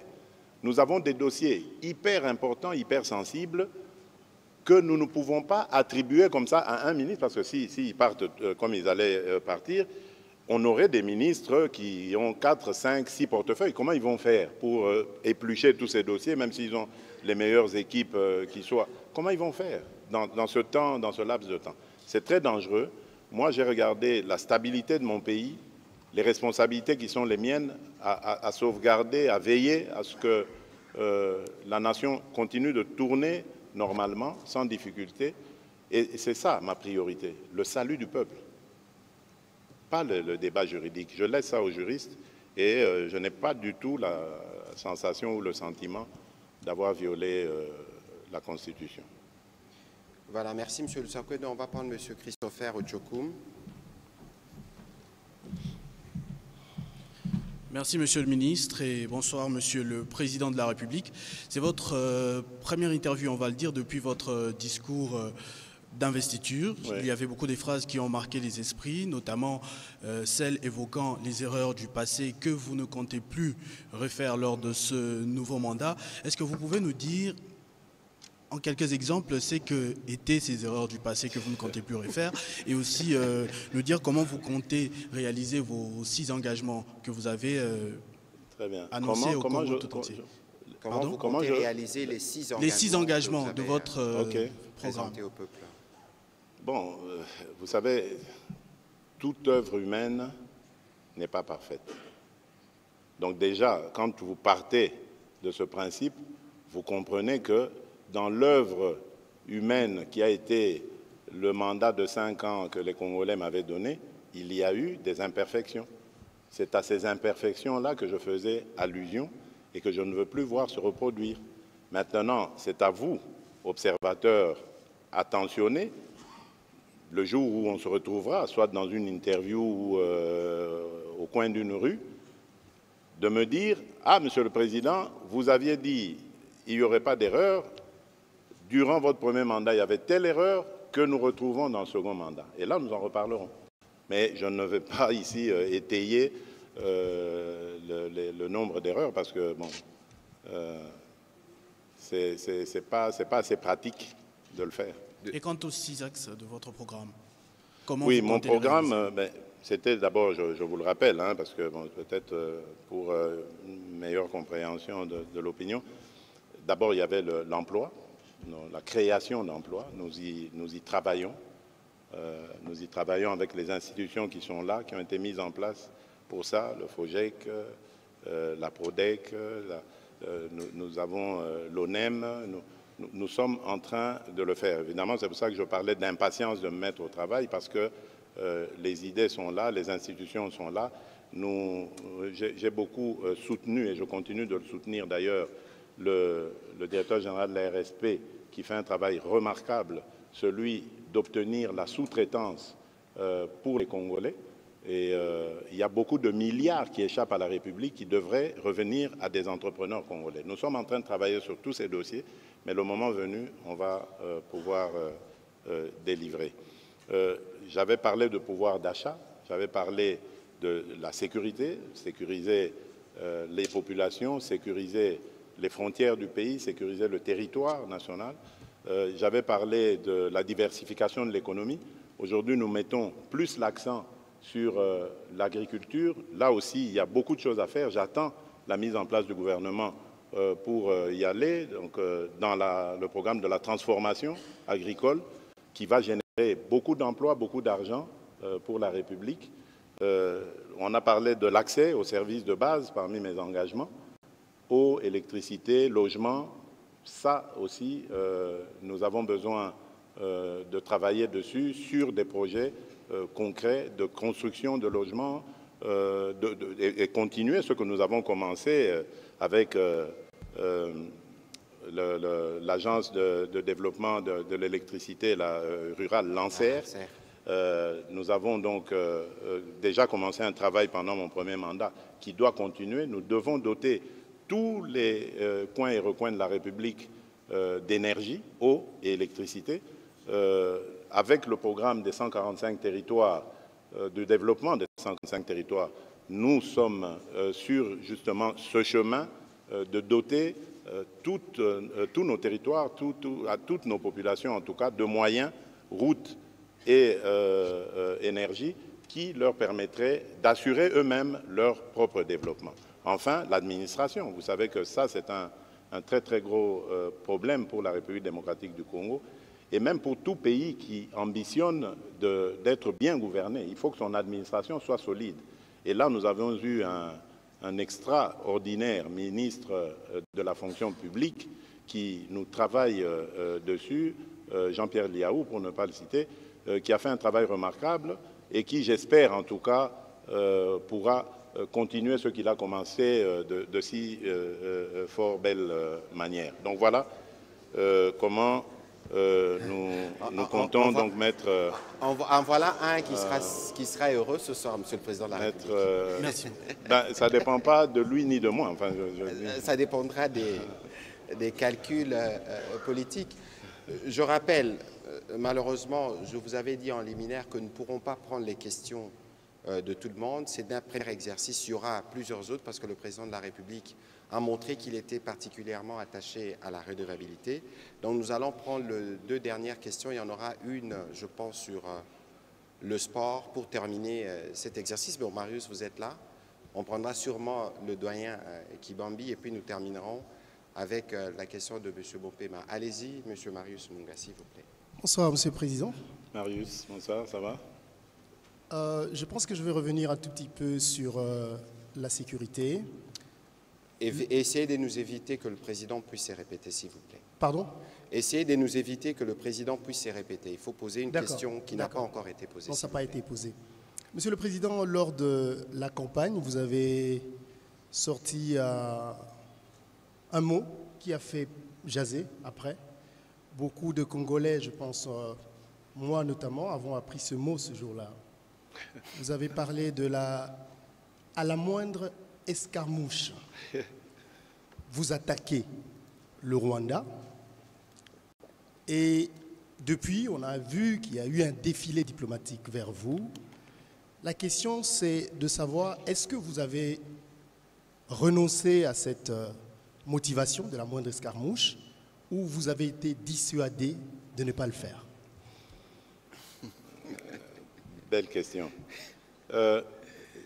D'abord, je voudrais attirer votre attention sur le fait que les gens ont retenu escarmouche parce que c'était peut-être un mot sorcier.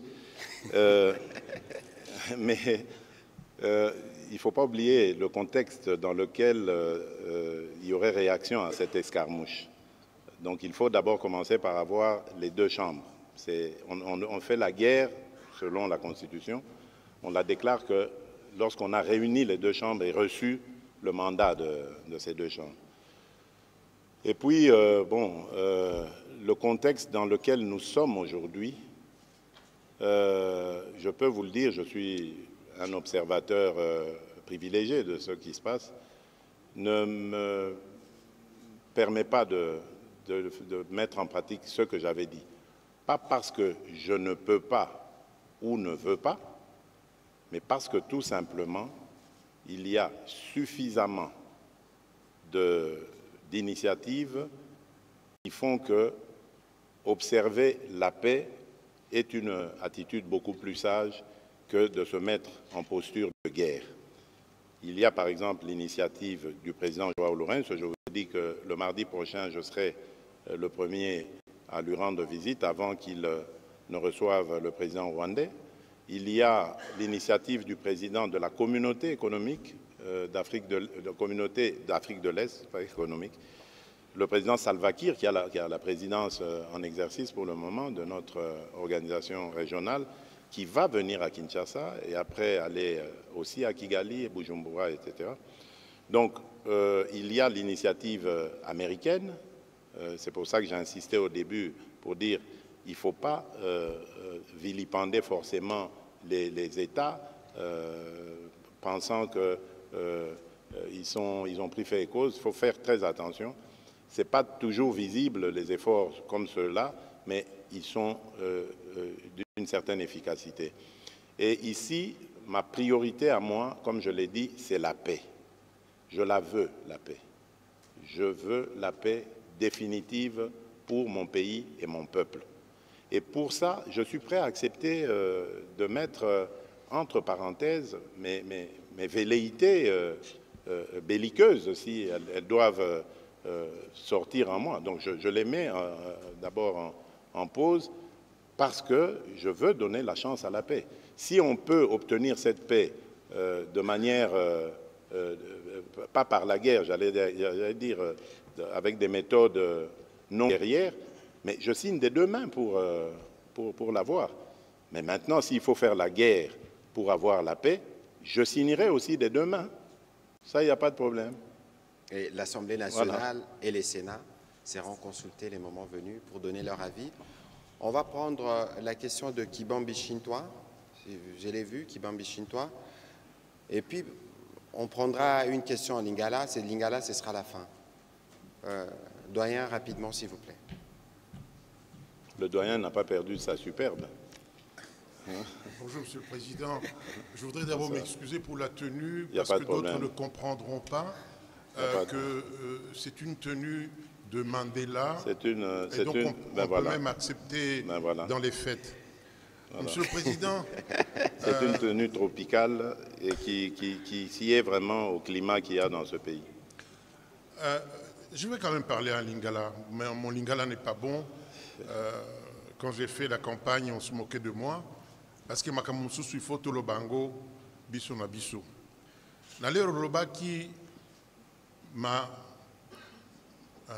les prisons maloko ekotonda.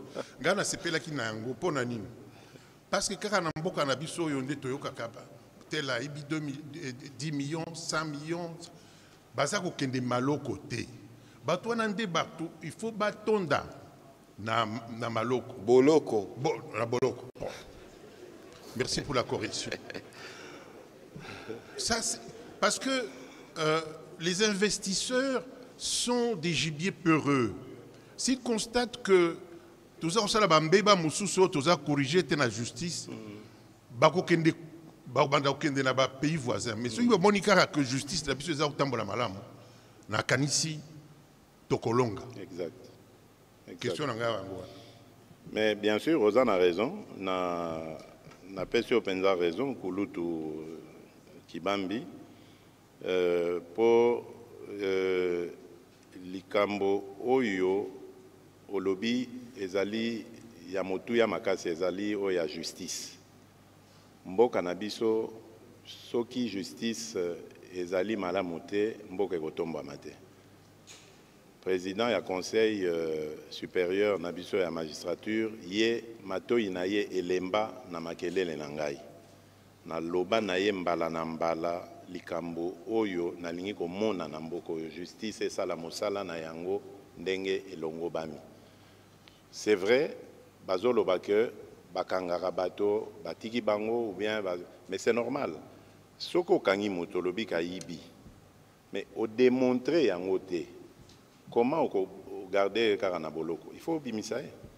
Donc, il faut qu'on arrive dans ce pays, dans la situation où tout le monde a kabisika na bamboka justice et salaka, ce bokangi motopo aibi, botali pe wala biloko aibi, soit à sombi nango boye, soit mbongo yango yango wana, bo récupérer yango à sali boloko. Or, j'ai l'impression que balobaka muto aibi, mais oyoka bamoni atelo côté, tant on mosu pe yaki a solo aibaki, akovana boloko sanza tombula simana yango abimi a profité sous kaka na babilo ne wana oya. Alors il y a quelque chose qui ne tourne pas rond na justice na biso na senga ki penza na conseil supérieur à la magistrature batala yango malamu batala pe likambo ya honneur parce que biso pe na Congo to kana facilité ya kobenga moto moyibi okalika mukea moyibi. Oui, mais attention, Moïbi, c'est grave, qualification, il y a ma béming, il y a sa vie à moto, libéla. Donc, ce qui vous en a preuve, c'est que moto na yibi, bino en tant que justice, vous traitez comme un innocent d'abord, en attendant, vous démontrer qu'il y a Moïbi. Donc voilà, justice n'a pas de problème, n'a pas de raison, mais les amosa n'a pas autorité, il y a ça de sorte que solution est Nesikawana. Merci. Voilà. Merci beaucoup. Voilà, on va prendre les deux dernières questions en lingala. Il y a une question. Toujours Zwabino Kanzela Moko. Junior Yaka, question à sport parce que Tobi qui est président d'un sportif, tout le monde qui prestation à Léopard, il peut profiter et poser question. Voilà, merci porte-parole. Mokonzamboka tosololi makambo guerre tosololi makambo nyonso nga na ozonga nango te nga bakinois balobi natuna bakestio ya bakinois oza kinois obotami na kine ovandaka na kine lelo Kinshasa eza caractérisé par le phénomène Kuluna. Kinshasa eza caractérisé par l'embouteillage. Kinshasa eza caractérisé par na balabala dans un état de délabrement très avancé. Bokassa Kasavubu, yo moko kene na zandu na yoka ko ta osolo ba la TV. Kasavubu komi boy. Itaga, Croix-Rouge, Kabinda. Lelo yo monaka ndeli na Kinshasa. Tango vandaka est-ce que Fati Beto zalaka fier na Kinshasa ne komi lelo. Pour moyen te. Coura passi, maï passi et puis $28. Et comme il peut l'opérer sa maman 20 000 francs, à son réclamer nandaku 20 000 francs za mukié pour $28. Vie na yo na ndenge to vivre na Kinshasa en tant que Kinois. Est-ce que Kinshasa est gouverné? Merci. Bon, en tout cas, mon tournant na yo ezali ya motuya. C'est vrai, tozali na ba difficulté na Kinshasa. Ba difficulté yango e bandi lelo te, hein, eza ba difficulté ezali koya malembe malembe. Peut-être tozangaki ndenge ya ko solutionner yango. Likambo o etali kuluna par exemple, à un moment donné, nga na monaki que ko traiter ba kuluna de manière radicale et ko changer le communauté. Baza ba jeune, souvent inconscient, pour que soyez au côté na boloko, un jour à Gobima. Tant à Obima kuna a koma susu plus dangereux que tant à Kotaki. Autant qu'on peut ça leçon, il y a koye balikambo babengi mosala valeur ya moto kopesa kotosa moto kolinga ndeko na yo po osalela ekolo et expérience wana esimbaki toza lelo na bana bakendeki ka kanyama kasese ba misusu baketi na Afrique du Sud koye kola kotambusa train ba kozonga d'ailleurs bientôt na Lubumbashi pona rotala bango. Donc, Mosala côté je crois qu'il y a qui expérience moko concluante, mais il y a des moyens, il y a copé ça na police, pour police azala na efficacité, il y a kokanga bango. Mais pour le moment, c'est vrai, naza kondima que nanu tokokisi makambwana malamote. Mais boyeba que ekosuka anate toza te que toza wanate pona rotala biloko wana indifféremment. To ndima yango le kakaboye to salaka eloko te toko bouger. Nous allons prendre des mesures. Idem pour na bambouteillage. Bambouteillage ezali pour na balabala oyo olobi wana ezali ya kobeba. Je crois qu'il s'est passé quelque chose dans ce pays qui continue de se passer comme une méthode et comme une habitude. Et wana ngai nazali koptia ba responsable ya ba entreprise oyo bazali kotonga ba balabala. Moyibi ezana katuana. Parce que ce n'est pas normal. Botonga balabala année oyo 2024. To commune à 2025, le même balabala est bandi kobota mabulu. Donc là ici que mon salaire ça mis bien. Normalement balabala tant on basala kango nazali ingénieur ya pont et chaussée, mais je suis convaincu que quand on fait une rue, durée de vie nango en tout cas minimum ezaka 10 ans. Oyo que en tout cas pendant 10 ans li boulot atamorote comme on a. Mais biswawa bosali lelo 6 mois 1 an après, ma boulot est zongi. Kaka nesikana. Ça veut dire que mon salaire est m'a bien été. Pourquoi mon salaire est m'a bien été? Pour nani ba institution ils allaient charger, il y a que surveiller misala wana bazali ko sa mosala na bangote. Yango na sengaki dernièrement na kokuta d'ailleurs na DG o ya bureau technique de contrôle BTC bango mutu basaka expertise wana. Bazana besoin ba moyens pour être bakoka ko salaka expertise na bango ndenge sengeli misala ekende liboso.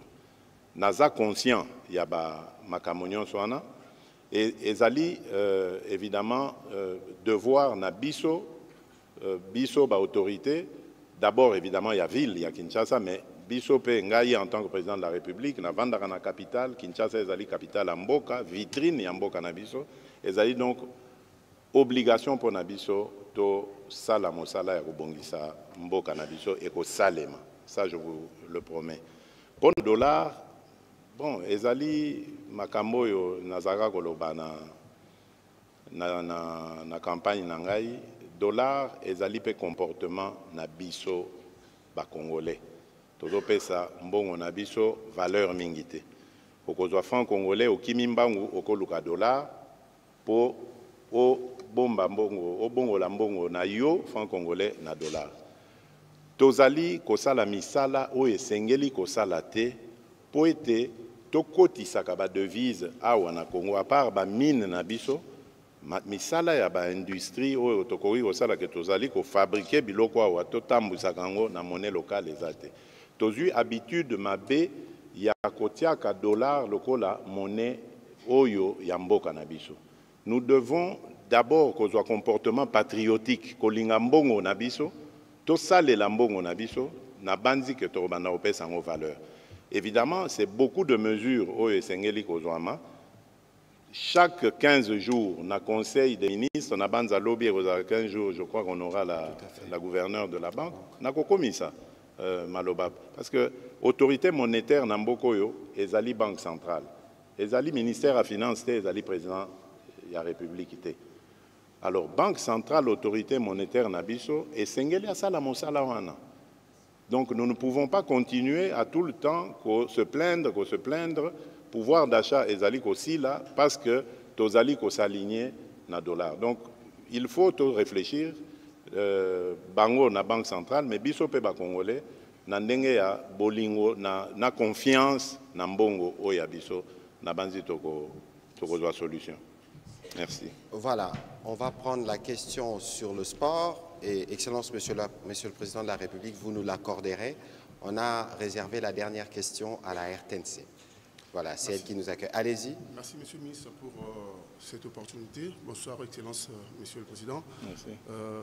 Ma première petite préoccupation, c'est vous pouvez vous présenter, Junior Bompema. Je suis Junior Bompema, journaliste sportif de la maison de la RTNC et direction sport. La première préoccupation, c'est justement par rapport à ces léopards qui vient de perdre son boulot au Rwanda parce qu'il a fait un geste de patriotisme démontrant à la communauté internationale qu'elle est muette à la situation qui arrive à la RDC. Il a été évacué de toute urgence du Rwanda. Aujourd'hui, je vais dire qu'il est encore chômeur. Je ne sais pas ce que son pays, qu'il a défendu en terre où il travaille, lui réserve.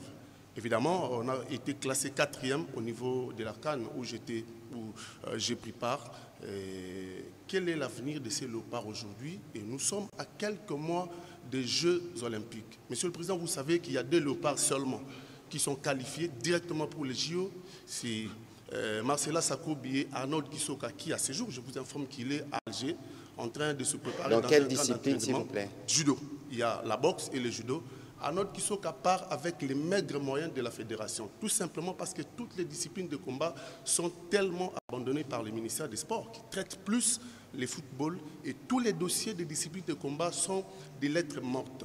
Ce sont les dirigeants de ces fédérations, par leur bonne foi, qui aident la nation à ce que ces jeunes gens ne se perdent pas. Surtout les phénomènes dont vous venez de parler ici, le Koulouna. Mais si ces jeunes gens qui font les sports de combat ne sont pas bien orientés, bien encadrés, quel est le sort du pays? Je vous informe qu'Arnold Kisoka, à ce jour, est à Alger, dans un camp d'entraînement préparatif au JO, mais avec les poches de sa fédération. Un véritable plaidoyer, le président de la République va vous répondre. Pardon?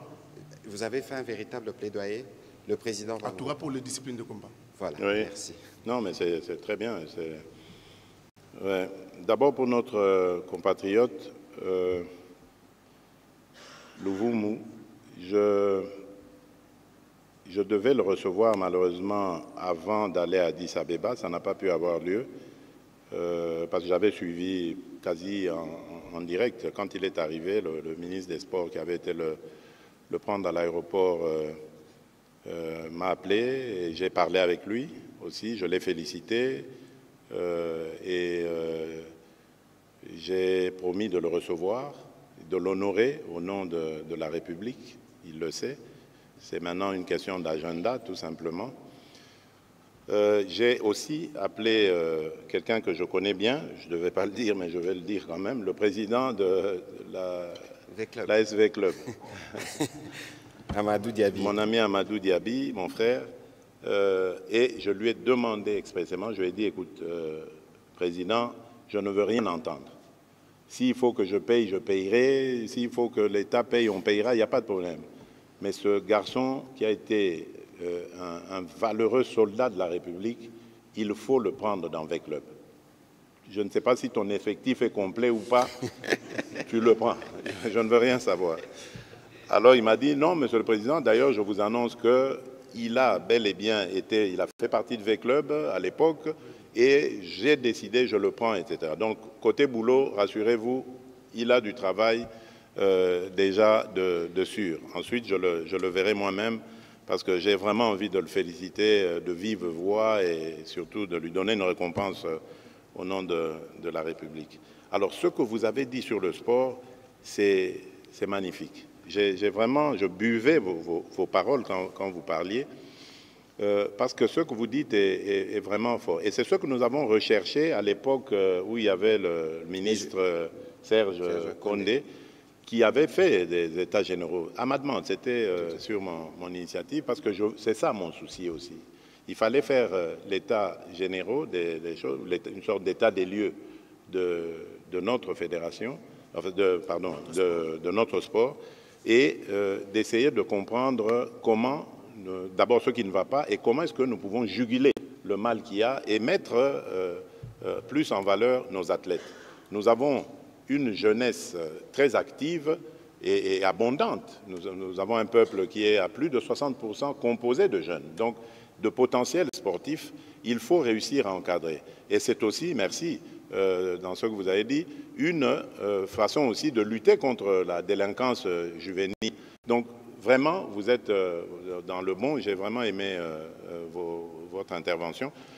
Et je peux vous rassurer que ce sont des efforts qui vont être fournis. Nous avons aujourd'hui les conclusions des États généraux. Donc, nous avons une boussole. Comment nous orienter pour faire cela? Bon, bien sûr, il y a des objectifs que nous ne pourrions pas atteindre. Les Jeux Olympiques, c'est cette année à Paris. On ne pourra pas être prêt peut-être pour ça, mais j'espère que pour les prochains, en 2028, ce sera possible. Et je peux ici le dire sans peur, sans risque plutôt de trop m'avancer. J'ambitionne, c'est encore une ambition qui normalement devait être secrète, mais bon, elle est personnelle, je veux la partager avec mes compatriotes. J'ambitionne de favoriser la candidature de la République démocratique du Congo pour l'organisation de la CAN 2029. Si tout va bien, j'ai peut-être parlé trop vite, mais ce n'est pas grave. Nous sommes vraiment dans cette réflexion avec le ministre des Finances et certains partenaires pour voir comment est-ce que nous pouvons lever les fonds nécessaires afin de pouvoir organiser un jour la CAN, surtout celle de 2029, en République démocratique du Congo. J'espère que ça marchera. Nous avons relevé le défi de la francophonie. Beaucoup nous donnaient perdants pour ce pari. Nous l'avons brillamment remporté. Et donc, pourquoi pas celui de 2029? J'espère plus que tout, mais on en reparlera. Merci encore, vraiment, voilà. Journaliste. Oscar Mbal, pour terminer, j'espère que votre question sera courte. Merci, Monsieur le Ministre, merci, Excellence. Merci. Surtout pour l'honneur que vous faites à la RTNC dans l'espace de 2 mois, parce que vous étiez venu ici lors de l'émission organisée par les CESAC, sur ce même plateau, et aujourd'hui vous revenez dans le cadre du briefing spécial. Merci pour l'honneur. Excellence, j'ai une petite question. C'est un honneur pour moi. C'est la chaîne nationale. Merci, Excellence. J'ai une petite question à vous poser. Vous avez été élu à une majorité écrasante, 73,37% de voix. Merci aux Congolais. Et merci à Dieu. Donc c'est une majorité écrasante. Et au niveau du Parlement, l'opposition n'est représentée que par un faible pourcentage, donc 18 députés nationaux sur le 500. Ma question, c'est celle de savoir quel sera alors les rôles que va jouer l'opposition dans ce pays. Parce que vous voyez par exemple l'Assemblée provinciale de Kinshasa, pratiquement il n'y a aucun opposant. Ça va se passer comment? Quelle est la place que va jouer, que va occuper l'opposition en RDC? Merci, Excellence. Bon, d'abord je crois que les mieux placés à pouvoir répondre à cette question, c'est d'abord l'opposition elle-même. Je ne peux pas répondre à sa place. Je retiens par exemple que le leader de l'ECD avait fait le choix de ne pas envoyer de candidat aux élections législatives. C'est son choix. Ce n'est pas celui du pouvoir. Donc si on a ce résultat, je crois que, en tout cas, il y a une partie, sinon pas toute la responsabilité qui lui incombe en tout cas.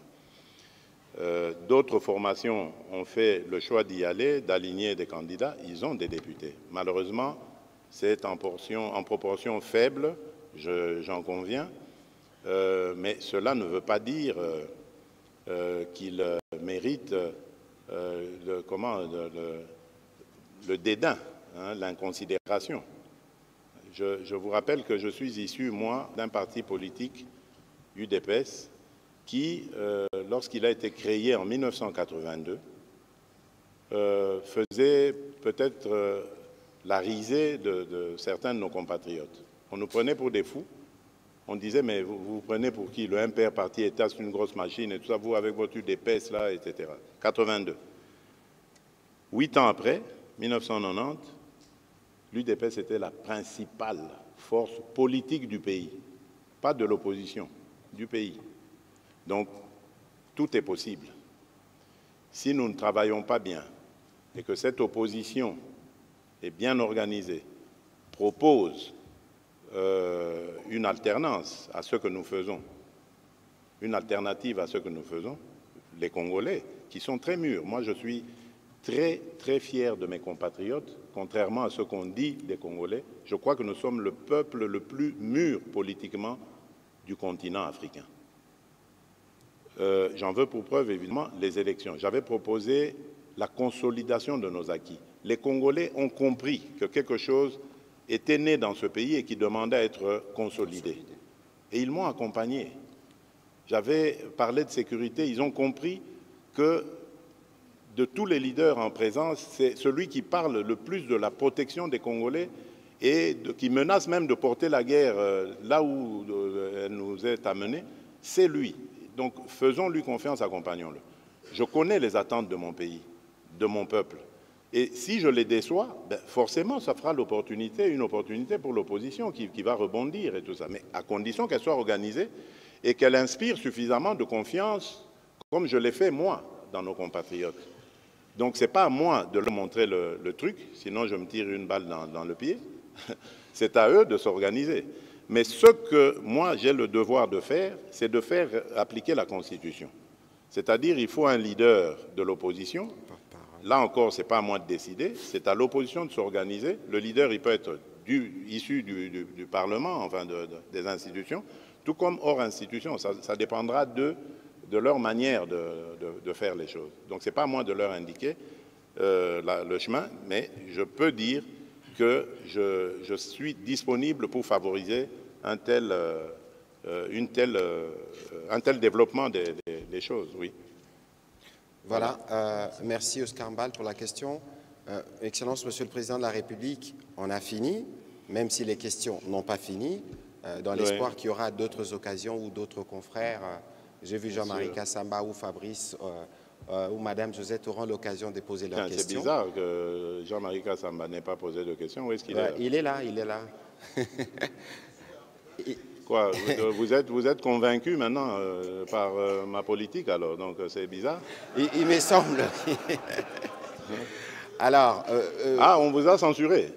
C'est quoi ça? Mais il n'a pas été censuré, Monsieur le Président. Ah non, ça c'est pas du tout correct. Vous voulez qu'on le lui accorde? S'il a une question ou deux, venez. Mais alors, si c'est une question qui n'a pas encore été posée... Attention à vous quand même. Hein. Attention à ce que vous allez poser comme question. Ah, Jacques, oui aussi, bien sûr. Mais Excellence, Monsieur le Président, vous voulez encore comprendre? Non, mais pas longtemps, parce que j'ai d'autres engagements. Vous avez dérogé pour Jean-Marie? Oui, et Jacques Kini aussi, qui fait du très bon travail à Univers TV là-bas. Alors, vous allez poser vos questions en série et vous répondrez à Kassamba, Jean-Marie, allez-y, mollo, parce que je n'ai pas envie de... Non, je rigole. Allez-y. Non, c'est des questions, Monsieur le Président, qui concernent la corporation. Ah, voilà. Comme vous la le corporation. Savez, oui. Oui. Vous savez que je suis président de l'UNPC Kinshasa. Bien sûr, oui, félicitations. D'ailleurs, je crois que c'est récent, non? Oui, absolument. Oui. Ouais, ici à Kinshasa... non, c'est quand même un peu vieux depuis qu'il est. Oui, je n'ai pas compris. Ça fait combien de temps? Non, il avait été réélu ou quelque chose comme ça. Oui, absolument. Mais voilà. On attend le congrès pour... Glissement. Oui. Non, Monsieur le Président, les journalistes de Kinshasa sont très inquiets parce que nous avons l'un de nôtres, qui s'appelle Stanis Boujakera, que vous connaissez, qui est encore en prison. Et nous souhaitons savoir, parce qu'à l'issue des États généraux de la communication que vous avez présidé, à l'ouverture tout comme à la clôture, vous nous avez dit, nous n'allons pas aliéner votre liberté. Et ce journaliste est un bon journaliste que vous connaissez. Bien sûr, bien sûr. J'aimerais, au nom de la presse de Kinshasa, vous demander, si possible, que ce journaliste soit relaxé pour qu'il fasse son travail. Ça, c'est la première question. La deuxième, vous nous avez promis effectivement l'accompagnement de la presse. Vous nous avez promis de nous accompagner. Nous avons sollicité au travers de notre ministre Mouyaya, qui est un bon ministre, que nous aimerions aussi revoir dans le nouveau gouvernement. Ah ben voilà, un plaidoyer. L'accompagnement pour le nouveau congrès. Nous avons sollicité l'accompagnement du gouvernement pour le congrès. Et ça a beaucoup traîné. On aimerait savoir, le peuple nous suit et la presse au niveau national nous suit également, si le président, notre président peut nous permettre de s'engager. Voilà. Je fais une dernière, si vous permettez. Une dernière, courte. C'est par rapport à l'ouverture que vous avez manifestée durant le discours d'investiture. Vous avez dit, je vais tendre la main à ceux qui n'ont pas été de mon côté, comme étant partisans, etc. Alors, ça va se matérialiser comment? Parce que, vous l'avez dit tout à l'heure, l'opposition est très faible. En proportion congrue. Voilà, très faible.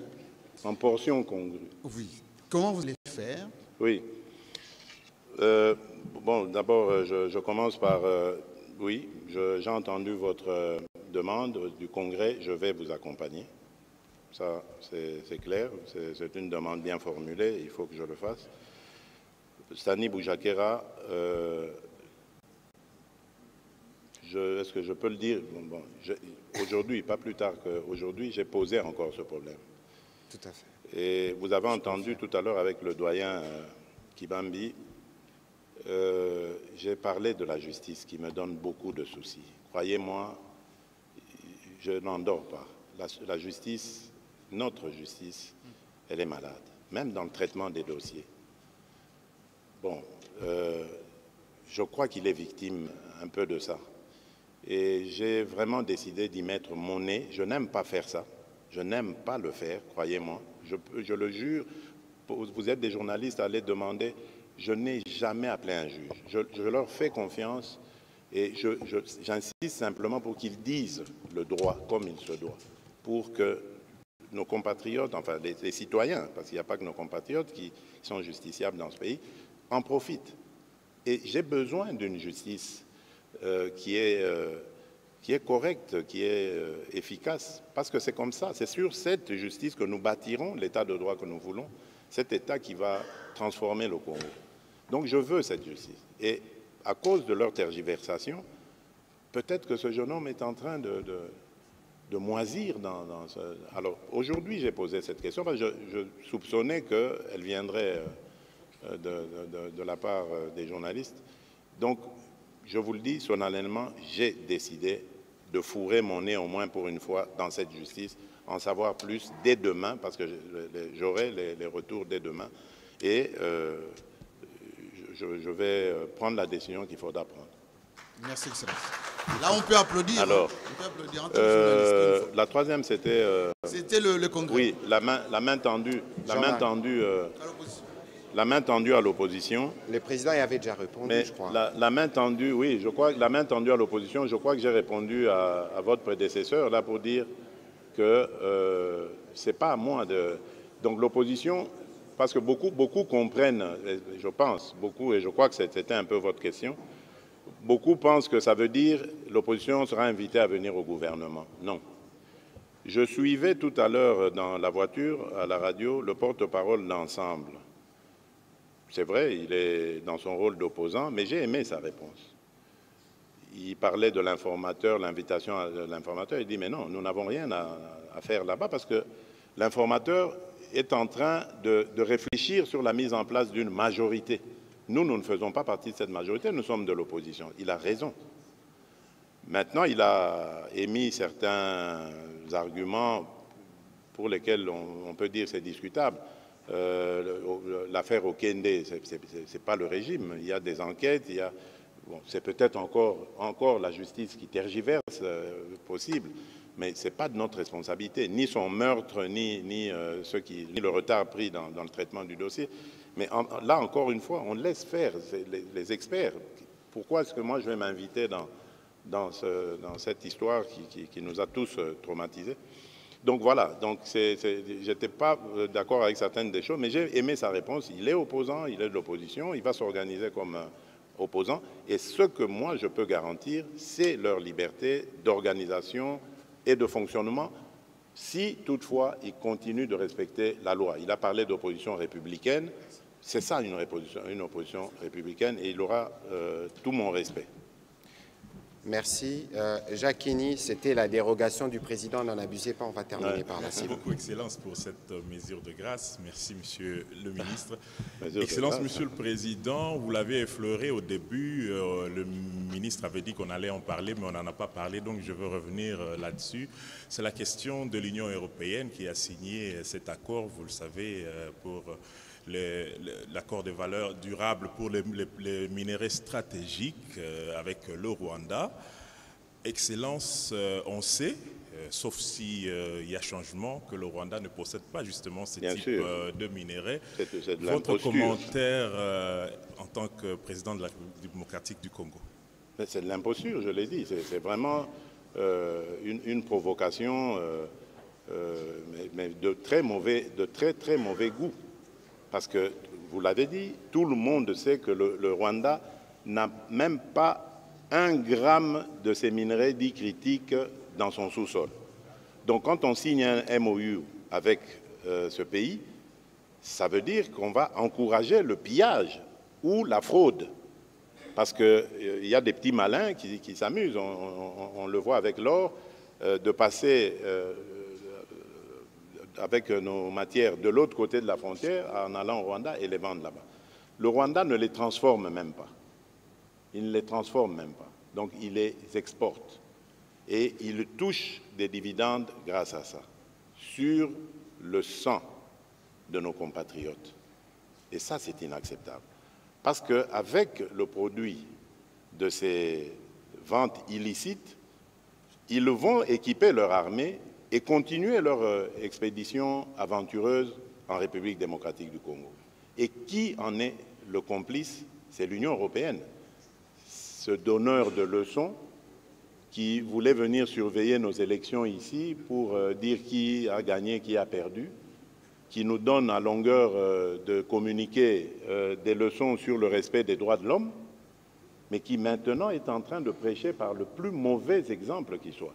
Heureusement, et j'étais très content d'apprendre qu'il y a des États dans cette Union européenne qui ont été contre.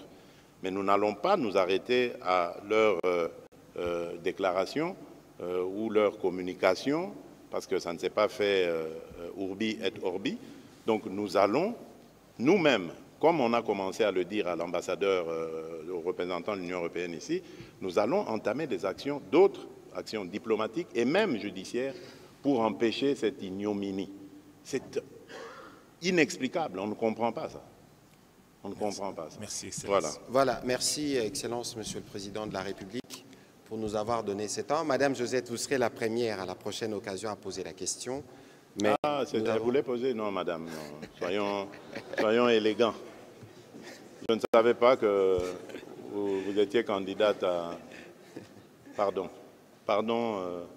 Je demande pardon pour le ministre.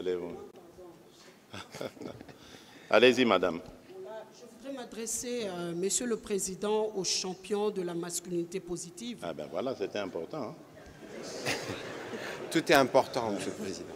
Merci. Oui, une fois, vous aviez déclaré devant les femmes d'exception que vous voudriez entrer dans les secrets de la femme parce que la femme... Attention là, attention, vous allez me créer des problèmes. Non, non, quand je dis de la femme, parce qu'il est le vecteur, elle est le vecteur du développement. Ah, ok. J'ai bien atterri. Oui, oui. Parce qu'elle est le vecteur... Parce que je vois que la première dame nous suit. Hein? Non. Parce que la femme est le vecteur du développement. Tout à l'heure, vous avez parlé de l'A, de le, formateur, c'est le. Là, c'est la formatrice. Donc ça veut dire qu'en République démocratique du Congo, pour une fois, on peut avoir une femme première ministre. C'est possible. Je voudrais... Attention, il ne faut pas confondre le formateur et le Premier ministre. Hein. Ça peut être, oui, il peut devenir Premier ministre, elle peut devenir Premier ministre. Merci. Mais pas toujours. Merci, Monsieur le Président. Vous savez qu'il y a eu beaucoup de femmes qui se sont lancées quand même parce que le taux a été revu à la hausse des femmes qui se sont lancées dans les élections de 2023. Mais les femmes sont déçues parce que il n'y en a pas beaucoup qui ont été élus. Alors, il y a des électeurs et des électrices. Voilà, des électeurs et des électrices, oui. Mais il reste les postes nominatifs. Et vous savez que les femmes, parce que vous êtes le champion de la masculinité positive, je ne pense pas que le champion de la masculinité positive va accepter que les femmes puissent jouer leur partition en dehors. Elles sont les vecteurs du développement. Que pensez-vous faire? Merci, Monsieur le Président. Oui, merci. Merci beaucoup, Madame. C'est vraiment important. D'ailleurs, j'ai eu un volet masculinité positive à Addis Abeba, malheureusement que je n'ai pas pu honorer parce que j'étais pris dans d'autres rendez-vous. Et c'est le vice-premier ministre, ministre des Affaires étrangères, qui m'y a représenté et lu le mot que j'avais prévu à cette occasion. Je tiens vraiment particulièrement à développer les droits et à promouvoir en tout cas les droits des femmes et le rôle des femmes en République démocratique du Congo. Je crois que je l'ai montré, peut-être pas suffisamment, mais en tout cas montré avec pour la première fois la participation de près de 37% de femmes dans le gouvernement qui vient de déposer sa démission. Les efforts, vous avez parlé de postes nominatifs, les efforts vont continuer. En tout cas, l'objectif, c'est de ne pas descendre en dessous des 37%, puisque ceux-là, au moins, nous les avions atteints. Donc, on va continuer. Peut-être 50%, qui sait, pourquoi pas. Donc, les efforts doivent continuer. Moi, je suis conscient du rôle de la femme dans notre pays et je tiens à promouvoir cela. Mais il y a encore les mauvaises habitudes qui ont la dent dure, qu'il faut, et c'est pour ça qu'on parle de masculinité positive. Donc moi, je dois parler à mes homologues hommes pour leur dire « soyez positifs, favorisez la promotion de la femme en République démocratique du Congo ». Mais également, je crois que c'est le rôle aussi des femmes de parler aux femmes. Vous avez parlé des candidates femmes qui n'ont pas, pour la plupart, eu beaucoup de succès, quoique j'ai quand même appris, j'ai ouï dire que dans cette législature, il y a quand même plus de femmes que dans la législature d'avant. 60, il me semble que c'est un peu moins que la législature d'avant. 60, on m'a parlé de 60. Oui, j'ai cru comprendre. Bon, donc c'est quand même donc un petit effort.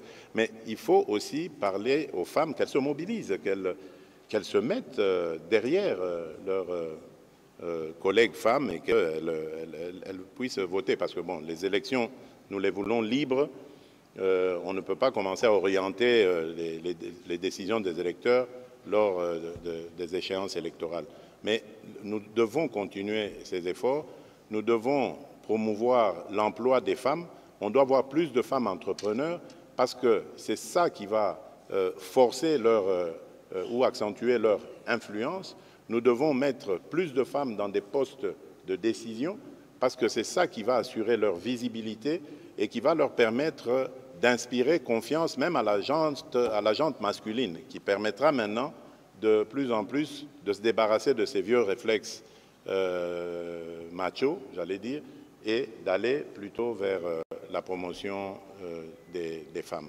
Donc, c'est du travail, on en a beaucoup encore à faire en République démocratique du Congo de ce côté-là, mais nous n'allons pas renoncer à notre devoir qui est de faire ce travail.